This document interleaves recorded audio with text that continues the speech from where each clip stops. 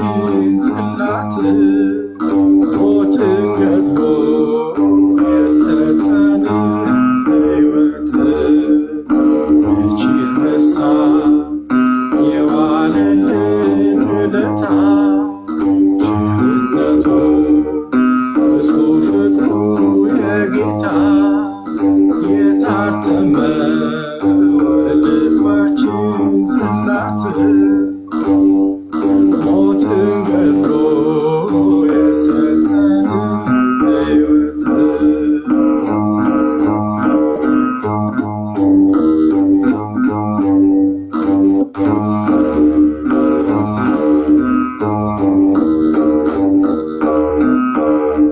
አይሁድ በጽኑ ተንገላታ የፍቅር አባት ክርስቶስ የኛ ጌታ ሥጋው ደግሞ ቅዱስ ደሙን ፈሰሰ ዕዳችንን አልቦቱን ፈሰሰ መች ይረሳ የዋለልን ውለታ ቸርነቱ ብዙ ፍቅሩ የጌታ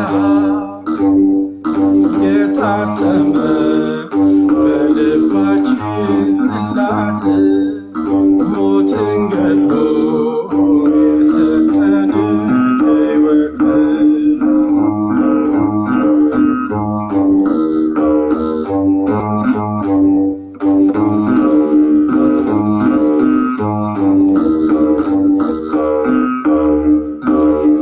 ስንጠላ እርሱ አብዝቶ ወደደ ስለ ፍቅሩ ሞትን ገድሎ አዳነ ባርነትን ኃጢአትን ከእኛ ጥሎ ነፃ ወጣን በመስቀል ላይ ተሰቅሎ መች ይረሳ የዋለልን ውለታ ቸርነቱ ብዙ ፍቅሩ የጌታ የታተመ በልባችን ጽላት ሞትን ገድሎ የሰጠን ሕይወት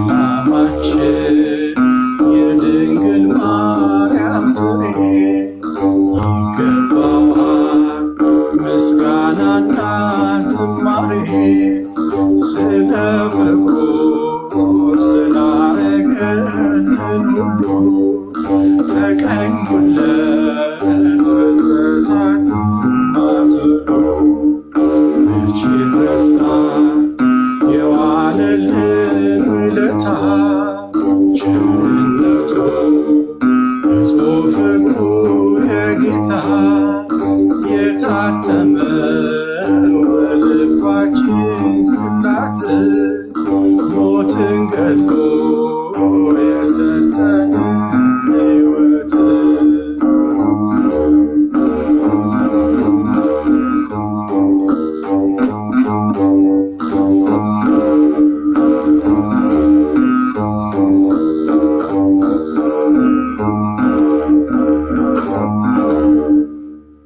ወስብሐት ለእግዚአብሔር።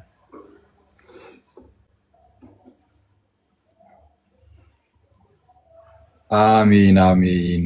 እግዚአብሔር ያክብርልን፣ ዝማሬ መላእክትን ያሰማልን። ሞትን ገድሎ ሕይወትን ለሰጠን ለጌታችን ለክርስቶስ በጣም እናመሰግናለን። በጣም ደስ የሚል ዝማሬ ነበረ። እግዚአብሔር ያክብርልን። አቤሉ ሰው ሁላችሁም የአቤሉን የቲክቶክ አካውንት ፎሎ ማድረግ አትርሱ። ዩቲዩብንም እንደዚሁ ጎብኙ እና በገና መግዛት የምትፈልጉ ፕላስ መማር የምትፈልጉ ሰዎችም ኮንታክት አድርጉት። በምንድነው ኮንታክት የሚያደርጉ አቤሉ? ምናልባት ኮንታክት ማድረግ የሚችሉ ከሆነ ቁጥር ስልክ ቁጥር መናገር ይቻላል። ኦኬ በ0912 67 4600 0912 ላይ በማንኛውም ሰዓት ቢደውሉልን የሚያስፈልጋቸውን ነገር እንግዲህ ከበገናና ከመንፈሳዊ ዜማ መሳሪያ ጋር በተያያዘም ጥያቄዎች፣ ስልጠናም ከፈለጉ ኦንላይንም መሰልጠን መማር የሚፈልጉ ሰዎች ካሉ ስልጠናውን እንሰጣለን። እንግዲህ እግዚአብሔር ደግሞ የበለጠውን ነገር ያግዛል። አሜን አሜን አሜን። እግዚአብሔር ያክብርልን። አቤሉ አሜን። አመሰግናለሁ። አሜን።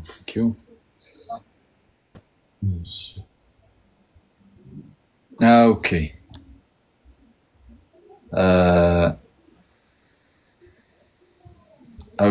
አዲስ ነው ይመስለኛል ለቲክቶክ። እኔ ፊክስ አደርገዋለሁ። እሺ ሰው ወደ ዕለቱ ትምህርት ደግሞ እንለፍና አይኖ በጣም ሰዓቱን ያው ገፋ አድርገኗል። ዛሬ ኦልሬዲ ለ4:10 ጉዳይ ሆኗል እና ግን አንድ ትምህርት ብቻ ስለሆነ የምናነሳው ነገረ ክርስቶስን ብቻ ባለፈው እንደምታስታውሱት መሰረታዊ የክርስትና ትምህርት ለምን እንማራለን የሚለውንና ሚስጥረ ሥላሴን ሁለቱንም አንድ ላይ አድርገን ስለሰጠናችሁ የተወሰነ በልኪ ነገር ነው። ትንሽ ሰፋ ነገር ብሎ ሊሆን ይችላል። ዛሬ ግን ነገረ ክርስቶስን ብቻ ነው። ነገረ ክርስቶስን ልክ የሆነ ማለት ሌሎች ትምህርቶችን እንደምሰጣችሁ የሆነች ነጥብ ያህል ያዙላችሁና ወይ 3 ነጥቦች ምናምን ያዙላችሁና አጠር አድርጌ የተወሰነ ነገር ሰጣችኋለሁ። ከዛ በኋላ ወዲያው እንጨርሳለን። እዚህ ላይ የምንማማራቸው ትምህርቶች ምንድነው? ቢያንስ ምን እንደምታምኑ ወቁት ብቻ ነው። እሺ በጣም በጥልቀት ገብተን እያየን አይደለም፣ ግን ቢያንስ የምታምኑት ይህንን ነው። ወጣችሁ የምናምነው ይህንን ነው። ለምሳሌ ዛሬ ስለ ክርስቶስ ኢየሱስ የምናምነው ይህንን ነው ብላችሁ መናገር ትችላላችሁ ማለት ነው። ስለዛ እዛ ላይ የተወሰነ ነገር እንሄድበታለን እና እኔ በአጭሩ ነው የምነግራችሁ። እሺ ኮመንቱን ያጠፋችሁ ታሪፍ ነገረ ክርስቶስ የክርስቶስ ነገር የክርስቶስ ትምህርት ነገረ ክርስቶስ በአጭሩ ነገረ ክርስቶስ ምንድን ነው? የአምላክን ሰው የመሆን ምስጢር የሚያትት ነው። በአጭሩ የአምላክን ሰው የመሆን የቃልን ስጋ የመሆን ምስጢር የሚያትት የሚያስረዳ የሚያስተምር የምንማርበት ትምህርት ነው ነገረ ክርስቶስ። ስለ ክርስቶስ ኢየሱስ ለማወቅ ወይም ነገረ ክርስቶስን ለመረዳት 3 ነጥቦችን ብቻ ሰጣችኋለሁ።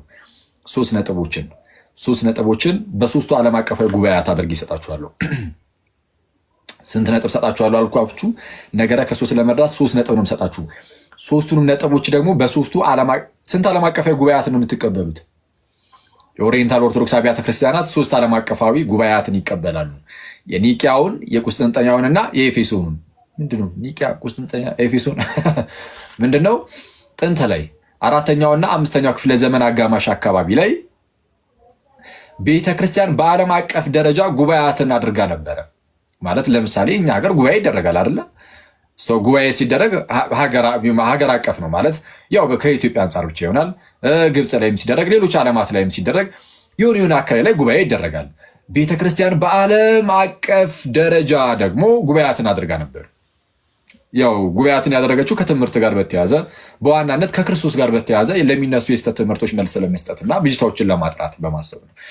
እና የመጀመሪያው ጉባኤ የኒቅያ ጉባኤ ይባላል። በኒቅያ ላይ በኤዥያ ማይነር አካባቢ ላይ ናት ኒቅያ ማለት ነው፣ ናይሲያ።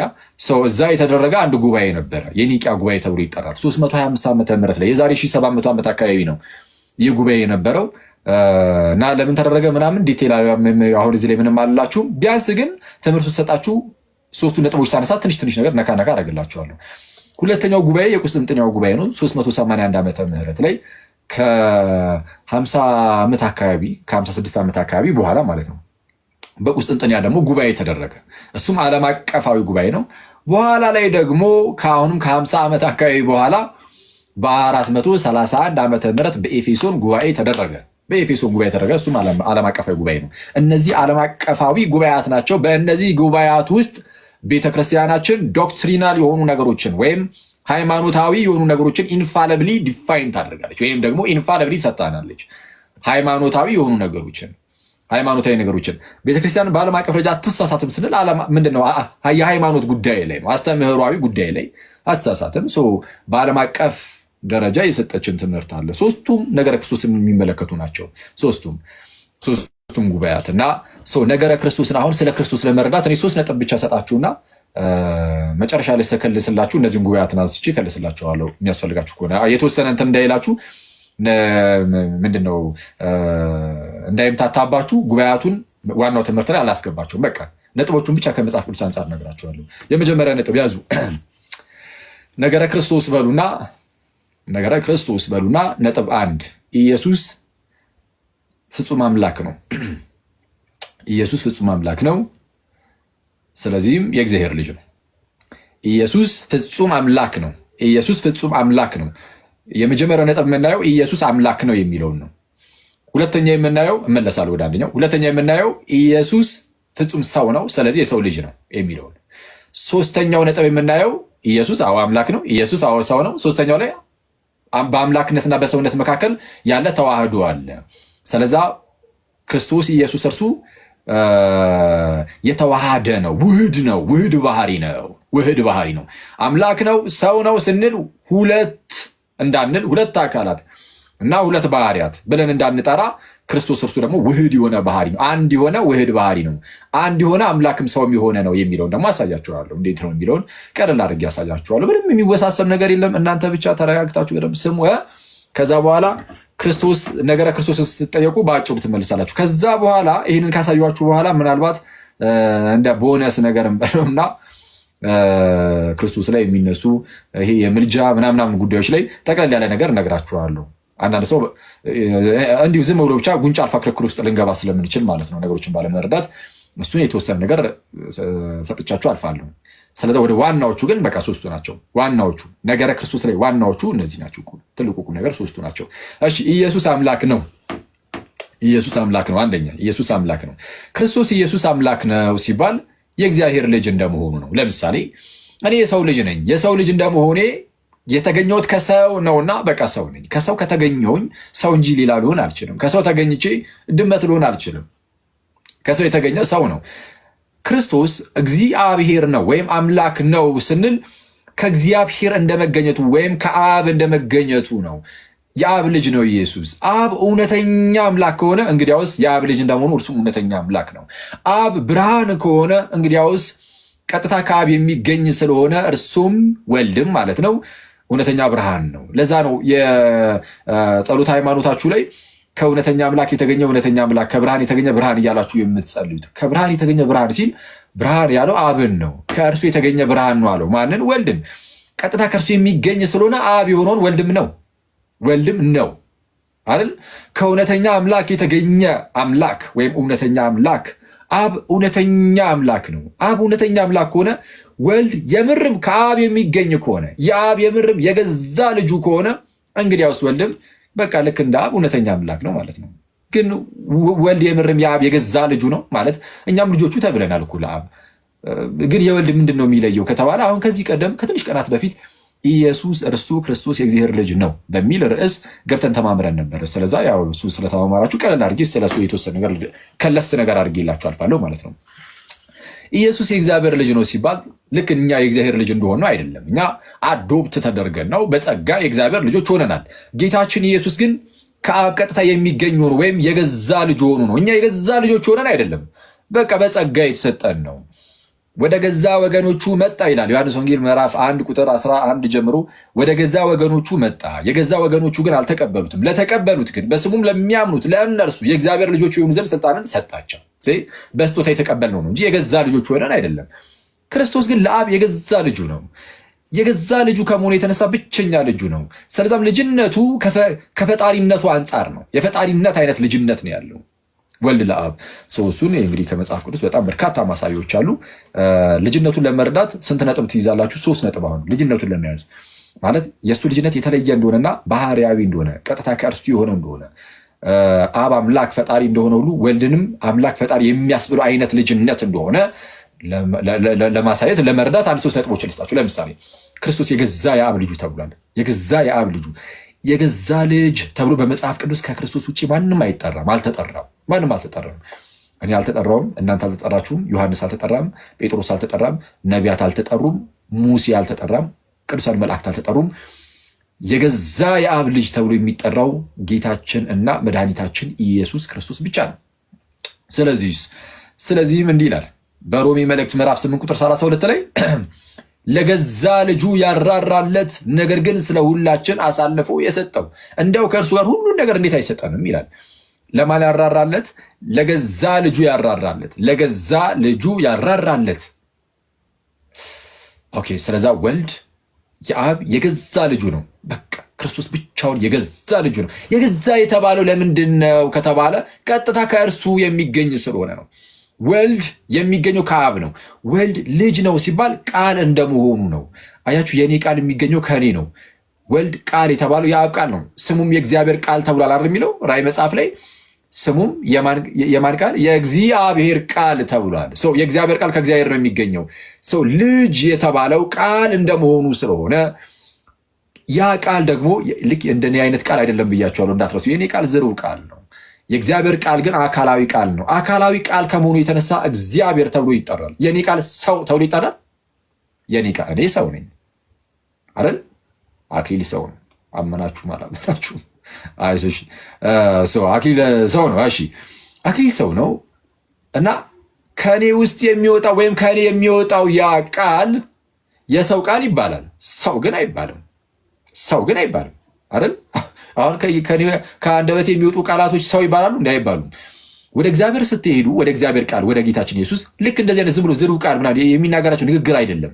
ንግግር አይነት ሳይሆን አካላዊ ቃል ነው እና ቃል ተብሎ ሲነገር ልክ ዓለማት የሚፈጠሩበት አይነት የእግዚአብሔር ጥበብ የሆኑ አይነት ቃልነት ነው እና ልክ እንደ ሪዝን አይነት ነገር ነው እና አካላዊ ነው። እውቀት ያለው ቃል ነው። አይቷል። የኛው ከአንደበት የሚወጣው ቃል እውቀት አለው? ራሱ የለውም። የእግዚአብሔር ቃል ተብሎ ሲነገር ግን ጌታችን ኢየሱስ ልክ እንደዚህ እንደ ዝርው ቃል እንደ ንግግር አድርጋችሁ እንደዛ እንዳታስቡት። የእግዚአብሔር ቃል ሲባል ግን ጌታችን ኢየሱስ በእርሱ እውቀት አለ፣ ህይወት አለ በእርሱ። አሁን በእኔ ከአንደበቴ በሚወጡ ቃላቶች ምን የለም? ህይወት የለም እዛ ውስጥ። በእግዚአብሔር ቃል ውስጥ ግን ህይወት አለ። ህይወት በእርሱ ነበረች ተብሎ ዮሐንስ ወንጌል ምዕራፍ 1 ቁጥር 4 ላይ እንደተናገረው ህይወት በእርሱ ነበረች። ኦኬ። እሷም ደግሞ የዓለም ብርሃን ናት እያለ እንደተናገረ ይህ ቃል ተመልከቱ ጋይስ፣ የሰው ቃል ሰው ተብሎ አይጠራም። የእግዚአብሔር ቃል ግን እግዚአብሔር ተብሎ ተጠርቷል። ዮሐንስ ወንጌል ምዕራፍ 1 ቁጥር 1 ላይ በመጀመሪያ ቃል ነበረ፣ ቃልም በእግዚአብሔር ዘንድ ነበር ይልና ቃልም እግዚአብሔር ነበር። ስለዛ ቃል አካላዊ ነው። አሁን ይህንን ያዙና የእግዚአብሔር ቃል የተባለው ከራሱ ከእግዚአብሔር ስለሚገኝ ነው። ከእግዚአብሔር ስለሚገኝ ልጅነቱ ልክ ከዛ የተነሳ ስለሆነ የገዛ ልጁ ተብሎ ይጠራል ነው። በቃ ባጭሩ እንደዛ ነው። ቀጥታ ከእርሱ የሚገኝ ከሆነ በባህሪ ራሱን ይመስለዋል። ማንም የተገኘበትን አብን ከዘላለም ነው የሚገኘው። የሆነ ሰዓት ላይ ጠፍቶ የሚጀምር አይደለም። ጠፍቶ የሚጀምር ነው እንዳትሉ እዛው ዮሐንስ ወንጌል ምዕራፍ 1 ቁጥር 1 ላይ በደንብ በሰፊው ያስቀምጡታል። በመጀመሪያ ይህንን በጣም ብዙ ጊዜ ብያቸዋለሁ።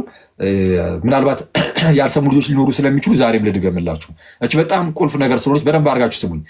ዮሐንስ ወንጌል ምዕራፍ 1 ቁጥር 1 ማለት ነው። እንዴት ማየት እንዳለባችሁ በደንብ። በመጀመሪያ ቃል ነበረ ይላል። በመጀመሪያ ቃል ነበረ፣ ቃልም በእግዚአብሔር ዘንድ ነበረ፣ ቃልም እግዚአብሔር ነበረ። በመጀመሪያ ቃል ነበረ ይላል ወይስ በመጀመሪያ ቃል ሆነ ይላል? በመጀመሪያ ቃል ሆነ ነው የሚለው ወይስ በመጀመሪያ ቃል ነበረ ነው የሚለው? በመጀመሪያ ቃል ነበር። ምንድነው ልዩነቱ? ማለት ሆነ አለ ነበር አለ ምን ልዩነት ኖሮት ነው የሚል ሰው ሊኖር ይችላል። ልዩነቱን ላሳያችሁ። እዛው ዮሐንስ ወንጌል ምዕራፍ 1 ዝቅ ብላችሁ ቁጥር 3 ላይ ሁሉ በእርሱ ሆነ የሚል ቃል አለ። ሆነ የሚለው ቃል ይጠቀመው። ከላይ ስለ ቃል ሲናገር ነበረ ነው። በመጀመሪያ ቃል ሆነ ሳይሆን ነበረ ነው። ስለ ፍጥረት ሲነገር ግን ሁሉ አለና በእርሱ በቃል ማለት ነው ሆነ። ሆነ ማለት አስቀድሞ አልነበረም ማለት ነው። አስቀድሞ አልነበረም። ሆነ ከተባለ ከመሆኑ በፊት የለም። ስለዚህ እሺ ከመሆኑ በፊት ስላልነበረ ካለመኖር ወደ መኖር የመጣ ነው ማለት ነው። አገኛችሁት ጋይስ? ሆነ ሲባል ሁሉ በእርሱ ሆነ ሲባል ሁሉ በእርሱ ተፈጠረ እንደማለት ነው። እሺ ሁሉ በእርሱ ተፈጠረ። ከተፈጠረውም ወይም ከሆኖም አንዳች እንኳን ያለ እርሱ ያለ ቃል የሆነ ምንም የለም ተባለ። አሁን ሁሉ በእርሱ ሆነ ሚኒንግ ሁሉ በእርሱ ካለመኖር ወደ መኖር መጡ ማለት ነው። ሆነ አስቀድሞ አልነበረም ማለት ነው። ስለዚህ ወደ መሆን መጣ፣ ወደ መኖር መጣ ማለት ህልውናቸውን ይሰጣቸዋል ማለት ነው። ካለመኖር ወደ መኖር ይመጣሉ ማለት ነው። አስቀድሞ ያልኖሩበት ጊዜ አለ። ሆነ ስለተባለ ሁሉ በእርሱ ሆነ ስላለ አስቀድሞ ግን አልነበረም። በቃ ሁሉም አስቀድሞ አልነበረም። ካለመኖር ነው የመጣው። ሰማይ ምድርም በሰማይ ውስጥ ያለውም በምድርም ውስጥ ያለውም የሚታየውም የማይታየውም አለቅነት፣ ስልጣና፣ ጌትነት፣ ዙፋናት ሁሉ ካለመኖር ወደ መኖር የመጡ ናቸው። ስለዚህ ሆነ ተብሎ ለእነርሱ ይነገራል። ለቃል ግን ለእግዚአብሔር ቃል ግን በመጀመሪያ ቃል ሆነ አይልም። ሆነ ቢል ኖሮ ቃል ሆነ ስለዚህ አስቀድሞ አልነበረም ማለት ነው እንላለን። እንደዛ ነበር የምንለው። እንደዛ ቢሆን ኖሮ ግን አላለም መጽሐፉ። በመጀመሪያ ቃል ሆነ ሳይሆን ነበረ። በቃ ነበረ። ስለዛ የሆነ ሰዓት ላይ የመጣ ሳይሆን ከዘላለሙም አለ ነው። ስለዛ በመጀመሪያ ቃል ነበረ፣ ቃልም በእግዚአብሔር ዘንድ ነበረ ይላል ቀጣዩ ማለት ነው። ቃልም በእግዚአብሔር ዘንድ ነበረ ይላል ወይስ ቃልም በእግዚአብሔር ዘንድ ሆነ ይላል? ቃል በእግዚአብሔር ዘንድ ሆነ ከተባለ ቃል ከዘላለሙ ቢኖርም እንኳን በመጀመሪያ ቃል ነበረ ስለሚል ማለት ነው። ግን በእግዚአብሔር ዘንድ ግን ያልነበረበት ጊዜ ነበረ። ምክንያቱም ሆነ ነው ያለው አይደለ? ቢል ኖሮ ነው ያልኳቸው ያለሁት። ቃልም በእግዚአብሔር ዘንድ ሆነ ቢል አስቀድሞ በእግዚአብሔር ዘንድ አልነበረም፣ ከዛ በኋላ ሆነ ያስብላል። ግን እንደዛ አላለም መጽሐፉ። ምንድን ያለው? ቃልም በእግዚአብሔር ዘንድ ነበረ። ከዘላለሙ የነበረው ያ ቃል የእግዚአብሔር ቃል ነው እና ከዘላለሙ በእግዚአብሔር ዘንድ ወይም ከእግዚአብሔር ጋር የነበረ ቃል ነው። ቃልም ይላል ቀጣይ ደግሞ እግዚአብሔር ሆነ። ተመልከቱ፣ ቃል እግዚአብሔር ሆነ ይላል። ቃል እግዚአብሔር ሆነ ካለ ምን እያለን ነው? ቃል እግዚአብሔር ሆነ ካለ ቃል አስቀድሞ እግዚአብሔር አልነበረም። ከዛ የሆነ ሰዓት ላይ ነው እግዚአብሔር የሆነው ማለት ነው። እግዚአብሔር ሆነ ይሰመርበት፣ ሆነ የሚለው ቃል እግዚአብሔር ሆነ ከተባለ ኦኬ፣ አስቀድሞ ግን አልነበረ እግዚአብሔር። ቃል እግዚአብሔር ያልነበረበት ጊዜ አለና የሆነ ሰዓት ላይ ነው እግዚአብሔርነትን ያገኘው ወይም እግዚአብሔር የሆነው ያስብላል። ግን እንደዛ አይልም መጽሐፉ። ቃልም እግዚአብሔር ነበረ። ስለ ፍጥረት ሲናገር ሁሉ በእርሱ ሆነ። ስለ ቃል ሲናገር ነበረ። በመጀመሪያ ቃል ነበረ፣ ቃልም በእግዚአብሔር ዘንድ ነበረ። ቃልም እግዚአብሔር ቃልም እግዚአብሔር ሆነ ነው። እግዚአብሔርነቱ ከዘላለም ነው። ከአብ እንደመገኘቱ አብ እግዚአብሔር እንደሆነ ሁሉ ወልድም ወይም ቃሉም እግዚአብሔር ነው። ስለዚህ ቃልም እግዚአብሔር ነበረ ነበረ ነበረ ነበረ። ስለ ቃል ሲነገር፣ ስለ ፍጥረት ሲነገር ሆነ ሆነ፣ ሁሉ በእርሱ ሆነ። ፓንታዲ አውቱ ኤጌኔቶ ማለት ያልነበረ ነገር ሲሆን ማለት ነው። እሺ፣ ሁሉ በእርሱ ሆነ። እሺ፣ በኋላ ላይ መጣበታለሁ፣ ግን ልዩነቱን እንድታውቁት ማለት ነው። ቁጥር 14 ላይ ቃልም ስጋ ነበረ ይላል ወይስ ሆነ? ስለ ስጋው ሲነገር ቃል ስጋ ነበረ ይላል ወይስ ሆነ? ነበረ ከተባለ ቃል ስጋ ነበረ ከተባለ ከዘላለሙ ቃል ስጋ ነበረ ያስብላል። እና እንደዛ ግን አይደለም። ኦፍኮርስ ቃል በቃ ቃል ነበር እንጂ ስጋ አልነበረም። ስለዛ ምን ይላል? ቃልም ስጋ ሆነ። አስቀድሞ ስጋ አልነበረም፣ ይኸው ስጋ ሆነ። ከመቤታችን የሆነና የነበረ ልዩነት እንዲወቁ። ኦኬ፣ ሰው የእግዚአብሔር ቃል እንደመሆኑ የእግዚአብሔር ልጅ ነው። እንደ ቃልነቱ ያ ልጅነት እንደ ቃልነት ያለ ልጅነት ነው። ስለዛ ቀጥታ ከርሱ የሚገኝ ስለሆነ የአብ የገዛ ልጁ ነው። የአብ የገዛ ልጁ ነው። ለገዛ ልጁ ያራራለት፣ ነገር ግን ስለ ሁላችን አሳልፎ የሰጠው እንዲያው ከእርሱ ጋር ሁሉን ነገር እንዴት አይሰጠ ነው? ምን እያለ ነው? የገዛ ልጁ ኢየሱስን ስለ እኛ አሳልፎ ከሰጠው። ታዲያ ከገዛ ልጁ የሚበልጣለ እንደ የለም እኮ። ስለዛ እናንተ ለእግዚአብሔር ሁኑ እንጂ እንዴ ልጁ ብቸኛ ልጁን የገዛ ልጁን ከሰጠን ሌላውን ነገርማ እንዲያው እንዴት አይሰጠም? ኧረ ይሰጠናል፣ ይሰጠናል። ልጁን ሰጥቶን የለ እንዴ? ሌላው አይደንቅም ማለት ነው። ልጁ ነው በቃ ትልቁ ነገር ልጁ ነው። ሰው የገዛ ልጁ ተብሎ የተነገረለት ለዛ ነው። ስለዛ ሌሎቻችን የገዛ ልጆቹ ተብሎ አልተነገረልንም። አብንም የገዛ አባቴ ይለዋል። የገዛ አባቴ ነው፣ የገዛ አባቴ ብሎ ይጠራል። አሁን ዝም ብሎ እንዲሁ በልምድ ልንላችሁ በምንችለው ሴንስ እንድትረዱት አይደለም። እንደ አንድ ሰው ተሳስቶ ለምሳሌ እንደ የገዛ አባቴ ቢለው እግዚአብሔርን በቃ እንደ መቅሰፍት ወረደበት ምናምን እያልኩኝ ሳይሆን፣ ግን መጽሐፍ ቅዱስ ስናነብ ቴዎሎጂ በደንብ እንድንረዳው ቃላትን በደንብ መምረጥ አለብን። ከመጽሐፍ ቅዱስ አንጻር ስናየው የገዛ ልጅ ተብሎ የሚጠራው ኢየሱስ ነው። አብም የገዛ አባት ተብሎ የተጠራው ለኢየሱስ ብቻ ነው። በመጽሐፍ ቅዱሳቸው ላይ ለሌላ ተጠርቶ አያውቅም። በዮሐንስ ወንጌል ምዕራፍ 5 ከቁጥር 17 ጀምሮ እንዲህ ይላል። ዮሐንስ ወንጌል ምዕራፍ 5 ቁጥር 17 አባቴ እስከ ዛሬ ይሰራል እኔም ደግሞ እሰራለሁ አለ። አይቷል። አባቴ ሲል ራሱ ልዩነቱን አባቴ እስከ ዛሬ ይሰራል እኔም እሰራለሁ። እኔ እንደዚህ ብሎ አሁን የሚናገር ሰው አለ እንዴ? የለም እኮ አባቴ እስከ ዛሬ ይሰራል እኔም እሰራለሁ። ከሰንበት ጋር ተያይዞ ያውም ተጠይቆ ማለት ነው እንዴ አብ አያርፍም ነው ማለት እረፍቱ የተሰጠው ለእኛ ነው።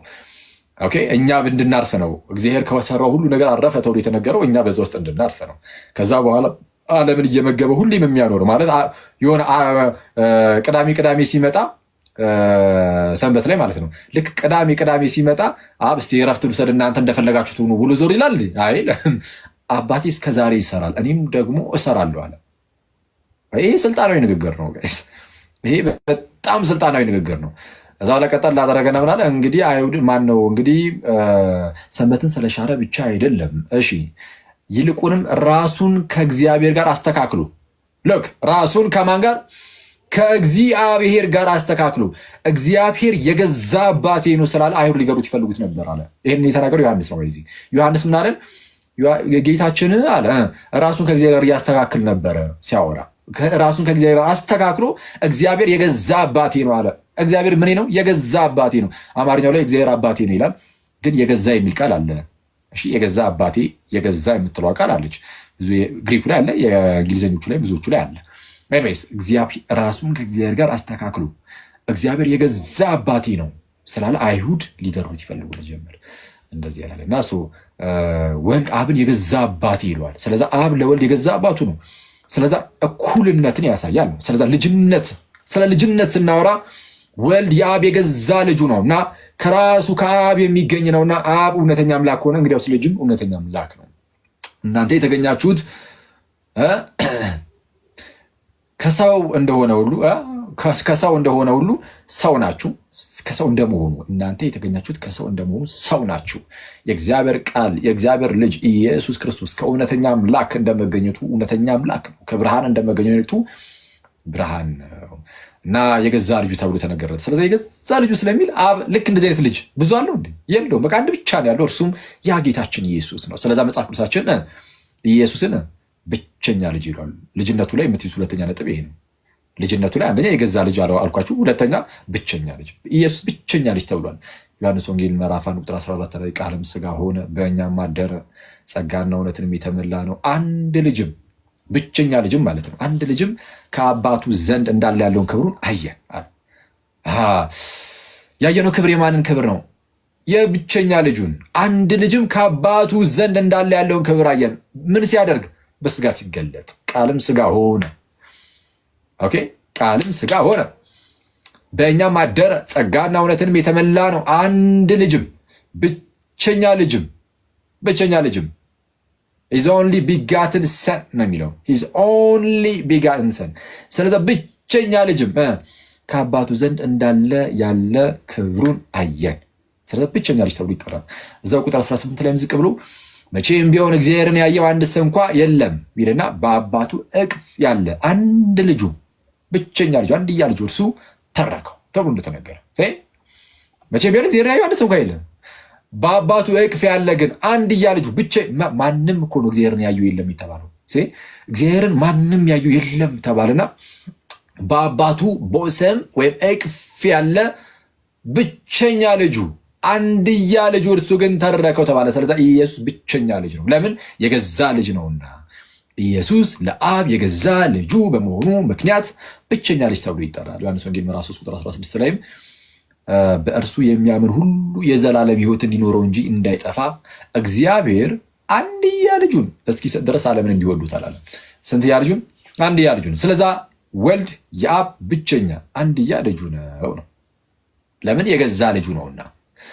ለምን? ቀጥታ ከእርሱ የሚገኝ ልጁ ነውና። ከእርሱ የሚገኝ ከሆነ ደግሞ አብ እውነተኛ አምላክ ከሆነ የአብ እውነተኛ አምላክነት የሚጠራጠር ስለሌለ በቃ ወልድም እውነተኛ አምላክ ነው ማለት ነው። ስለዚህ ልጅነቱ እንዲህ ያለ ልጅነት ነው።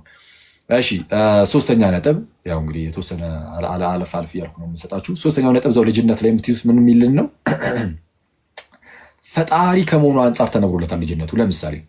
ለምሳሌ ዕብራውያን ምዕራፍ 1 ላይ ፈጣሪ ወይም አምላክ ከመሆኑ አንጻር ማለት ነው።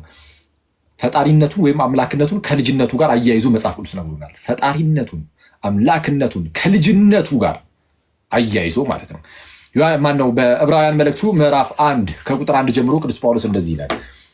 ከጥንት ጀምሮ እግዚአብሔር በብዙ አይነትና በብዙ ጎዳና ለአባቶቻችን በነቢያት ተናግሮ አስቀድሞ ለነበሩ አባቶቻችን በነቢያት ተናግሮ ነበር። አሁንስ ሁሉን ወራሽ ባደረገው ደግሞም ዓለማትን በፈጠረበት በልጁ በዚህ ዘመን መጨረሻ ለእኛ ተናገረናል። ዓለማትን በፈጠረበት በልጁ እሺ፣ በዚህ ዘመን መጨረሻ ለእኛ ተናገረን። ስለዛ ልጁ ዓለማት የተፈጠሩበት ነው። ስለዛ አብ በልጁ በሌላ ስፍራ ደግሞ እዛው ዕብራውያን ምዕራፍ 11 ላይ ለምሳሌ ዓለማት በእግዚአብሔር ቃል እንደተዘጋጁ እናውቃለን ይላል። ስለዛ ዓለማት የተዘጋጁት በእግዚአብሔር ቃል ነው። ሌላ ክፍል ላይ ደግሞ በልጁ እንደሆነ ይነግሩናል። ስለዛ ቃሉ ነው ልጁ፣ አለቀ። ሌላ ነገር የለውም። ስለዚህ ዓለማትን ዘመናትን ወይም ጊዜያትን ሁሉ በልጁ ፈጠረ ማለት ልጁ ዘላለማዊ ነው፣ ከጊዜ ሁሉ በፊት ስለሆነ ጊዜም የተፈጠረው በልጁ ስለሆነ እግዚአብሔር በልጁ ዓለማትን ፈጠረ። ዓለማትን በፈጠረበት በልጁ በዚህ ዘመን መጨረሻ ለኛ ነገረን። ስለዛ ልጅ ነው ሲባል ዓለማት እንኳን የተፈጠሩበት ከመሆኑ አንጻር ስለሆነ ፈጣሪነቱን አምላክነቱን የሚያሳይ ነው። ልጅነቱን ከፈጣሪነቱ ከአምላክነቱ ጋር እያስተሳሰረ ይነግረናል መጽሐፍ። ተጨማሪ ማስረጃ ዕብራውያን ምዕራፍ 1 ቁጥር 8 ላይም ስለ ልጁ ግን ብሎ የተናገረው ነው ክፍል አለ አይደል? ስለ መላእክትና ወልድን ሲያነጻጽር ልጁን ማለት ነው። ስለ ልጁ ግን ይላል አምላክ ሆይ ዙፋን ለዘላለም ነው፣ በትርህም የቅንነት በትር ነው ይላል። አምላክ ሆይ ዙፋን እስከ ዘላለም ድረስ ነው፣ በትርህም የቅንነት በትር ነው። ስለ ልጁ ሲናገር አምላክ ሆይ ብሎ ይናገራል ይላል። ሰው ስለ ልጁ ሲነገር አምላክ ተብሎ ይነገራል። ለምን? ያ ልጅ ቀጥታ ከአብ የተገኘ ስለሆነ አብ እውነተኛ አምላክ ነውና እርሱም እውነተኛ አምላክ ስለሆነ በአጭሩ ያ ነው። ተጨማሪ ማስረጃ ቆላሲስ ምዕራፍ 1 ቁጥር 15 ይህንን ከዚህ ቀደም በነበረው ክፍላችን ላይ እነዚህ ነገሮችን አይተን ነበር። ቆላሲስ ምዕራፍ 1 ቁጥር 15 ላይ እርሱ የማይታይ አምላክ ምሳሌ ነው ይለዋል። እርሱ የማይታይ አምላክ ምሳሌ ነው ይልና የሚታዩትም ሆኑ የማይታዩት በሰማይም በምድርም ያለው አለቅነት ቢሆን ስልጣናት፣ ጌትነት ቢሆን ዙፋናት ሁሉ በእርሱ ተፈጥረዋልና የማይታይ አምላክ ምሳሌ ተብሎ የተጠራው በልጁ ማለት ነው። ሁሉ በእርሱ ተፈጥረዋል እና ከፍጥረት በፊት በኩር ነው። በኩር ማለት ፕሮቶቶኮስ መጀመሪያ የተወለደ ማለት ነው። የተወለደ መጀመሪያ የተፈጠረ አይለውም። ይህንን ይዝና አርጌንስ የተባለ አንድ ሊቅ ስለ ፍጥረት ሲናገር ተፈጠሩ ይላል። ስለ ልጁ ሲናገር ግን ከፍጥረቱ ሁሉ በፊት ተፈጠረ አይልም፣ ተወለደ ነው የሚለው። ስለዛ ወልድ ያልነበረበት ጊዜ የለም እያለ ያስረዳል። ስለዛ ሁሉ በእርሱ ተፈጥረዋልና ከፍጥረት ሁሉ በፊት በኩር ነው፣ ልጅ ነው። ልጅነቱን ከፍጥረት ጋር እንደዚህ አስተሳስሮ ይነግረናል። አስቡት፣ የፈጠረውን ፍጥረት ምን ነው አለን? የሚታየው የማይታየው፣ በሰማይ ያለው በምድር ያለው፣ አለቅነት፣ ስልጣናት፣ ጌትነት፣ ዙፋናት ሁሉ ምን አስቀረ? ምንም አላስቀረም። ሁሉ በእርሱ ተፈጥረዋል እና ከፍጥረት ሁሉ በፊት በኩር ነው። ከምን በፊት? ከፍጥረት። ስለዛ ቃል ፍጡር አይደለም ማለት ነው። ምክንያቱም ከፍጥረት በፊት ነው እያለ ነው። ራሱን ፍጥረት ከሆነ እዛው ፍጥረት ውስጥ ይደመራል። ከፍጥረት ሁሉ በፊት በኩር ነው በማለቱ ከፍጥረት ይለየዋል። ሁሉ በእርሱ ሆነ፣ ከሆኖም አንዳች እንኳን ያለ እርሱ የሆነ የለም ብሎን የለም። ሁሉ በቃል እኮ ነው የሚለው። ቃል ፍጡር ነው የሚሉ አርዮሳውያን አሉ። ርጉም አርዮስ ያስተማረው ትምህርት ይሄ ነው። ቃል የመጀመሪያው ፍጡር ነው ብሎ ያስተምር ነበር። ቃል ፍጡር አይደለም። ቃል ዓለማት ሁሉ የተፈጠሩበት የራሱ የእግዚአብሔር ጥበቡ ነው ቃል እና ለማንኛውም ሁሉ በእርሱ ሆነ ይላል። ሁሉ በእርሱ ተፈጠረ ማለት ነው። ከተፈጠረው አንዳች እንኳን ያለ እርሱ የሆነ ወይም የተፈጠረ የለም ይላል። ቃል ራሱ ፍጡር ከሆነ እንግዲያውስ ራሱን በራሱ ፈጠረ። ምክንያቱም ከተፈጠረው ነገሮች ውስጥ ያለ እርሱ የተፈጠረ ምንም የለም ስለሚል እና ይሄ ደግሞ አደገኛ ዳይሌማ ነው ማለት ራሱን በራሱ ሊፈጠር ስለማይችል ኤግዚስት የማያደርግ ነገር ራሱ ፈጥሮ ተነሳ አይባልም። ግልጽ ነው። እና ሰው ፈጣሪነቱን ከልጅነቱ ጋር እንደዚህ አቆራኝቶ አስተሳስሮ ደግሞ ይናገራል። ስለዛ ክርስቶስ ኢየሱስ እርሱ በእውነት ፍጹም አምላክ ነው። አምላክነቱ ልጅ ከመሆኑ አንጻር ከአብ የተገኘ ነው። ስለዛ አምላክ ነው እና አምላክነቱን በጣም በሰፊው መጽሐፍ ቅዱስ በተለያየ መልኩ ይሄ አምላክ እያለ ብቻ ይኸው ቲቶ ለምሳሌ ምዕራፍ 2 ቁጥር 13 ላይ ከዚህ ቀደም እንዳሳያችሁ ታላቁ አምላካችንና መድኃኒታችን ይሉዋል ኢየሱስን። ሮሜ 9:5 ላይም እንደዚሁ ለዘላለም የተባረከ አምላክ ነው ይለዋል። በመጀመሪያ ዮሐንስ መልእክት ምዕራፍ 5 ቁጥር 20 ላይም እውነተኛ አምላክ ብሎ ይጠራዋል ኢየሱስን። ወልድን እርሱም እውነተኛ አምላክ ነው ይለዋል። ቀጥታ አምላክ ብቻ ተብሎ መጠራት ግን አይደለም። ነገራችን አሁን እንዳሰበችው ዮሐንስ 1:1 ላይም ቃልም እግዚአብሔር ነበረ ብሎ በግልጽ ይጠራዋል። ይህ ብቻ ሳይሆን ግን ፈጣሪነቱን ደግሞ እንዳየነው በግልጽ መጽሐፍ ቅዱስ ያስቀምጣል። ፕላስ ለእግዚአብሔር ብቻ ለፈጣሪ ብቻ የሚሰጡ የተለያዩ ተርሞችን ወይም መጠሪያዎችን ታይትሎችን ደግሞ ይወስዳል። ለምሳሌ የነገስታት ንጉስ፣ የንጉሶች ንጉስ ተብሎ በመጽሐፍ ቅዱሳችን ላይ የተጠራው እግዚአብሔር ብቻ ነው። ምንድነው? ልክ ለምሳሌ መዝሙረኛው ዳዊት እንደሚናገረው ማለት ነው እናንተ መኳንንት ደጆችን ክፈቱ የክብር ንጉስ ይግባ እንዳለው ልክ እንደዛ ሁሉ ጌታችን የክብር ንጉስ ወይም የክብር ጌታ እየተባለ ሲጠራ አይተነዋል። የክብር ጌታ፣ የነገስታት ንጉስ፣ የጌቶች ጌታ እየተባለ ሲጠራ አይተነዋል። ሕይወት ተብሎ ሲጠራ፣ እውነት እየተባለ ሲጠራ አይተነዋል።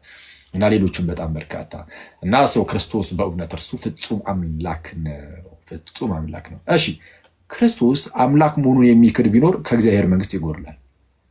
ከእግዚአብሔር መንግስት ይጎርላል። አምላክነቱን የማይቀበል የጌታችንን አምላክነቱን የማይቀበል ሰው ከእግዚአብሔር ክብር ይጎርላል።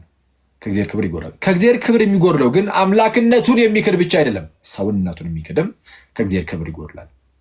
የጌታችን የክርስቶስ ኢየሱስን ፍጹም ሰውነቱን የሚክድ ማለት ነው። ኦኬ፣ ስለዚህ ሁለተኛው ነጥብ ላይ እንግባና ቶሎ እንጨርስ። ሁለተኛ ነጥብ ኢየሱስ እርሱ ፍጹም ሰው ነው። ስለዚህም የሰው ልጅ ነው። ስለዚህም የምን ልጅ ነው? የሰው ልጅ ነው። ታስታውሳላችሁ የመጀመሪያው ነጥብ ላይ ክርስቶስ የእግዚአብሔር ማነው? ፍጹም አምላክ ነው ስንል የእግዚአብሔር ልጅ እንደመሆኑ ነው፣ የአምላክ ልጅ እንደመሆኑ ነው ብለናል። ቀጥታ ከአምላክ የሚገኝ እንደመሆኑ የአምላክ ልጅ ተብሏል። ልክ እንደዚህ ሁሉ ደግሞ በዘመን ፍጻሜ እግዚአብሔር ከሴት የተገኘ ልጁን ወይም ከሴት የተወለደ ልጁን ላከው እንዳለ ገላትያ ምዕራፍ 4:4 ላይ በዘመን ፍጻሜ እግዚአብሔር ከሴት የተወለደ ከሴት የተገኘ ልጁን ላከ ይላል። ከሴት የተባለው ሴቲቱ ቅድስት ድንግል ናት። ከወላዲታ ከእመቤታችን ጌታችን ኢየሱስ ተወለደ። ስለዚህ እመቤታችን ወላዲተ አምላክ ትባላለች። ኦኬ፣ በስጋ ከእመቤታችን እንደመወለዱ ተመልከቱ። የሰው ልጅ ነውና ሰው ነው። በቃ አለቀ። የአምላክ ልጅ እንደመሆኑ አምላክ እንዳልነው የሰው ልጅ እንደመሆኑ ደግሞ ሰው ተብሎም ደግሞ ይጠራል። ከእመቤታችን በስጋ ተገኝቷልና ልክ ከአብ የተገኘ እንዳልነው የተፈጠረ አይደለም፣ የተገኘ ልክ ምንድነው ከብርሃን የሚገኝ ብርሃን አለ አይደል? ልክ እንደዛ ማለት ነው። እየፈጠረ አይደለም፣ መሽቀዳደምም የለም። ልክ እንደዚህ ሁሉ ከእመቤታችንም በስጋ ደግሞ ተገኝቷል። ቃል ከአብ እንደተገኘ ሁሉ በስጋ ደግሞ ከእመቤታችን ተገኝቷል። ሚኒንግ የእመቤታችን ባህሪ የጌታችንን ባህሪ ነው። ሰው እንደመሆኑ የእመቤታችን ባህሪ ከኛ ባህሪ ይለያል? አይለይም። የእኛ ባህሪ የጌታችንን ባህሪ ነው። ስለዛ ከእመቤታችን በስጋ እንደመወለዱ በባህሪ እኛን ይመስለናል። ከአብ ቀጥታ እንደመገኘቱ ራሱን አብን ይመስለዋል። አምላክ ነው። በኋላ ደግሞ በስጋ ከእመቤታችን እንደመወለዱ ደግሞ ሰው ነውና በባህሪ እኛንም ይመስለናል። ስለዛ ክርስቶስ በባህሪ እኛንም አብንም ነው የሚመስለው። አብን ብቻ አይደለም፣ እኛንም ይመስላል። በባህሪ ማለት ነው። ይሄ ደብል ኮንሰብስቴንሻሊቲ ይሉታል። አብ ከወልድ ጋር ወልድ ከአብ ጋር ኮንሰብስቴንሻል ነው። አምላክ እንደመሆኑ ሰው እንደመሆኑ ደግሞ ከኛ ጋር ኮንሰብስቴንሻል ነው። ወይስ በባህሪ አንድ ነው? ከኛ ጋር በባህሪ አንድ ነው ጌታችን። ሰው እንደመሆኑ አምላክ እንደመሆኑ ደግሞ ከአባቱ ጋር አንድ ነው በባህሪ። ስለዛ ሰውነቱ ላይ ከእመቤታችን የተገኘ ነው። ሰው ከእመቤታችን የተገኘ ነው ሲባል ዝም ብሎ አንዳንድ ሰዎች ምን ብሎ ይናገራሉ? ዝም ብሎ እንደ ቱቦ ብቻ ዝም ብሎ አለፈባት ይላሉ። ጌታ ይቅር ይበላቸውና ክብር ምስጋናም ለእርሱ ለእመቤታችንም ደግሞ ይሁንና ቀጥታ ከእርሷ እንትን አላለም። በቃ ዝም ብሎ በእርሷ ውስጥ ብቻ ዝም ብሎ አለፈባት አይነት ነገር ብሎ የሚናገሩ ሰዎች ተነስተው ነበር። ጥንት ላይ እነ ቫለንቲኑስ እንደዛ ብሎ ያስተምሩ ነበረ እና የቫለንቲኑስ ደቀ መዛሙርት ደግሞ አሁን ተነስተዋል። ኦንሊ ጂሰስ የሚባል ቤተ እምነት አለ ብያቸዋለሁ። እነሱ የሥላሴን ትምህርት ብቻ አይደለም የሚክዱት። ራሱ እዛው ስጋዊ ላይም ስጋ ሲሆነ ራሱ ቃል ከእመቤታችን ስጋ ነስቶ አይደለም ከእርሷ የተገኘ፣ በፍጹም አይደለም። ከእርሷ የተገኘ ሳይሆን በቃ ራሱ ቃሉ ነው ወደ ስጋ እንደ ስጋ የሆነው ቃሉ አዚፍ የሆነ ስጋው ከቃል የተፈጠረ የተዘጋጀ እንደሆነ አይነት ነገር ከቃል የተዘጋጀ እንጂ የእኛን ስጋ ጭራሽ አልተካፈለ አይነት ነገርን ያስተምራሉ። ይህ ስህተት ነው። ቅድስት ኤልሳቤጥ መንፈስ ቅዱስ ሞልቶባት ምን ብላ ተናገረች? እንዲህ ይላል ቅድስት ኤልሳቤጥ መንፈስ ቅዱስ የሞላ ብዙ ሲናገር መስማት ይሻላል አይሻልም? አንድ እንደዛ ይሻላል። እሺ ሉቃስ ወንጌል ምዕራፍ 1 እንዲህ ይላል፣ በታላቅ ድምፅም ጮኻ እንዲህ አለች። አንቺ ቅድስት ኤልሳቤጥ ልክ እመቤታችን ወደ እርሷ መታ የሰላምቷን ድምፅ ስታሰማት መንፈስ ቅዱስ በኤልሳቤጥ ላይ ይወርድና ዘንድ በታላቅ ድምፅ ጮኻ እንድትመሰክር ያደርጋታል። መንፈስ ቅዱስ የተደበቀውን የተሰወረውን ነገር ይገልጥላትና ምን ብላ እንድትመሰክር ያደርጋታል? በታላቅ ድምፅ ጮኻ እንዲህ አለች፣ አንቺ ከሴቶች መካከል የተባረክሽ ነሽ፣ የማኅፀንሽም ፍሬ የተባረከ ነው። የጌታዬ እናት ወደ እኔ ትመጣ ዘንድ እንዴት ይሆንልኛል? አንቺ ከሴቶች መካከል የተባረክሽ ነሽ። ትክክል። ከዛ በኋላ ደግሞ ምን አለች? ስለ ልጇ ስትናገር የማኅፀንሽ ፍሬ።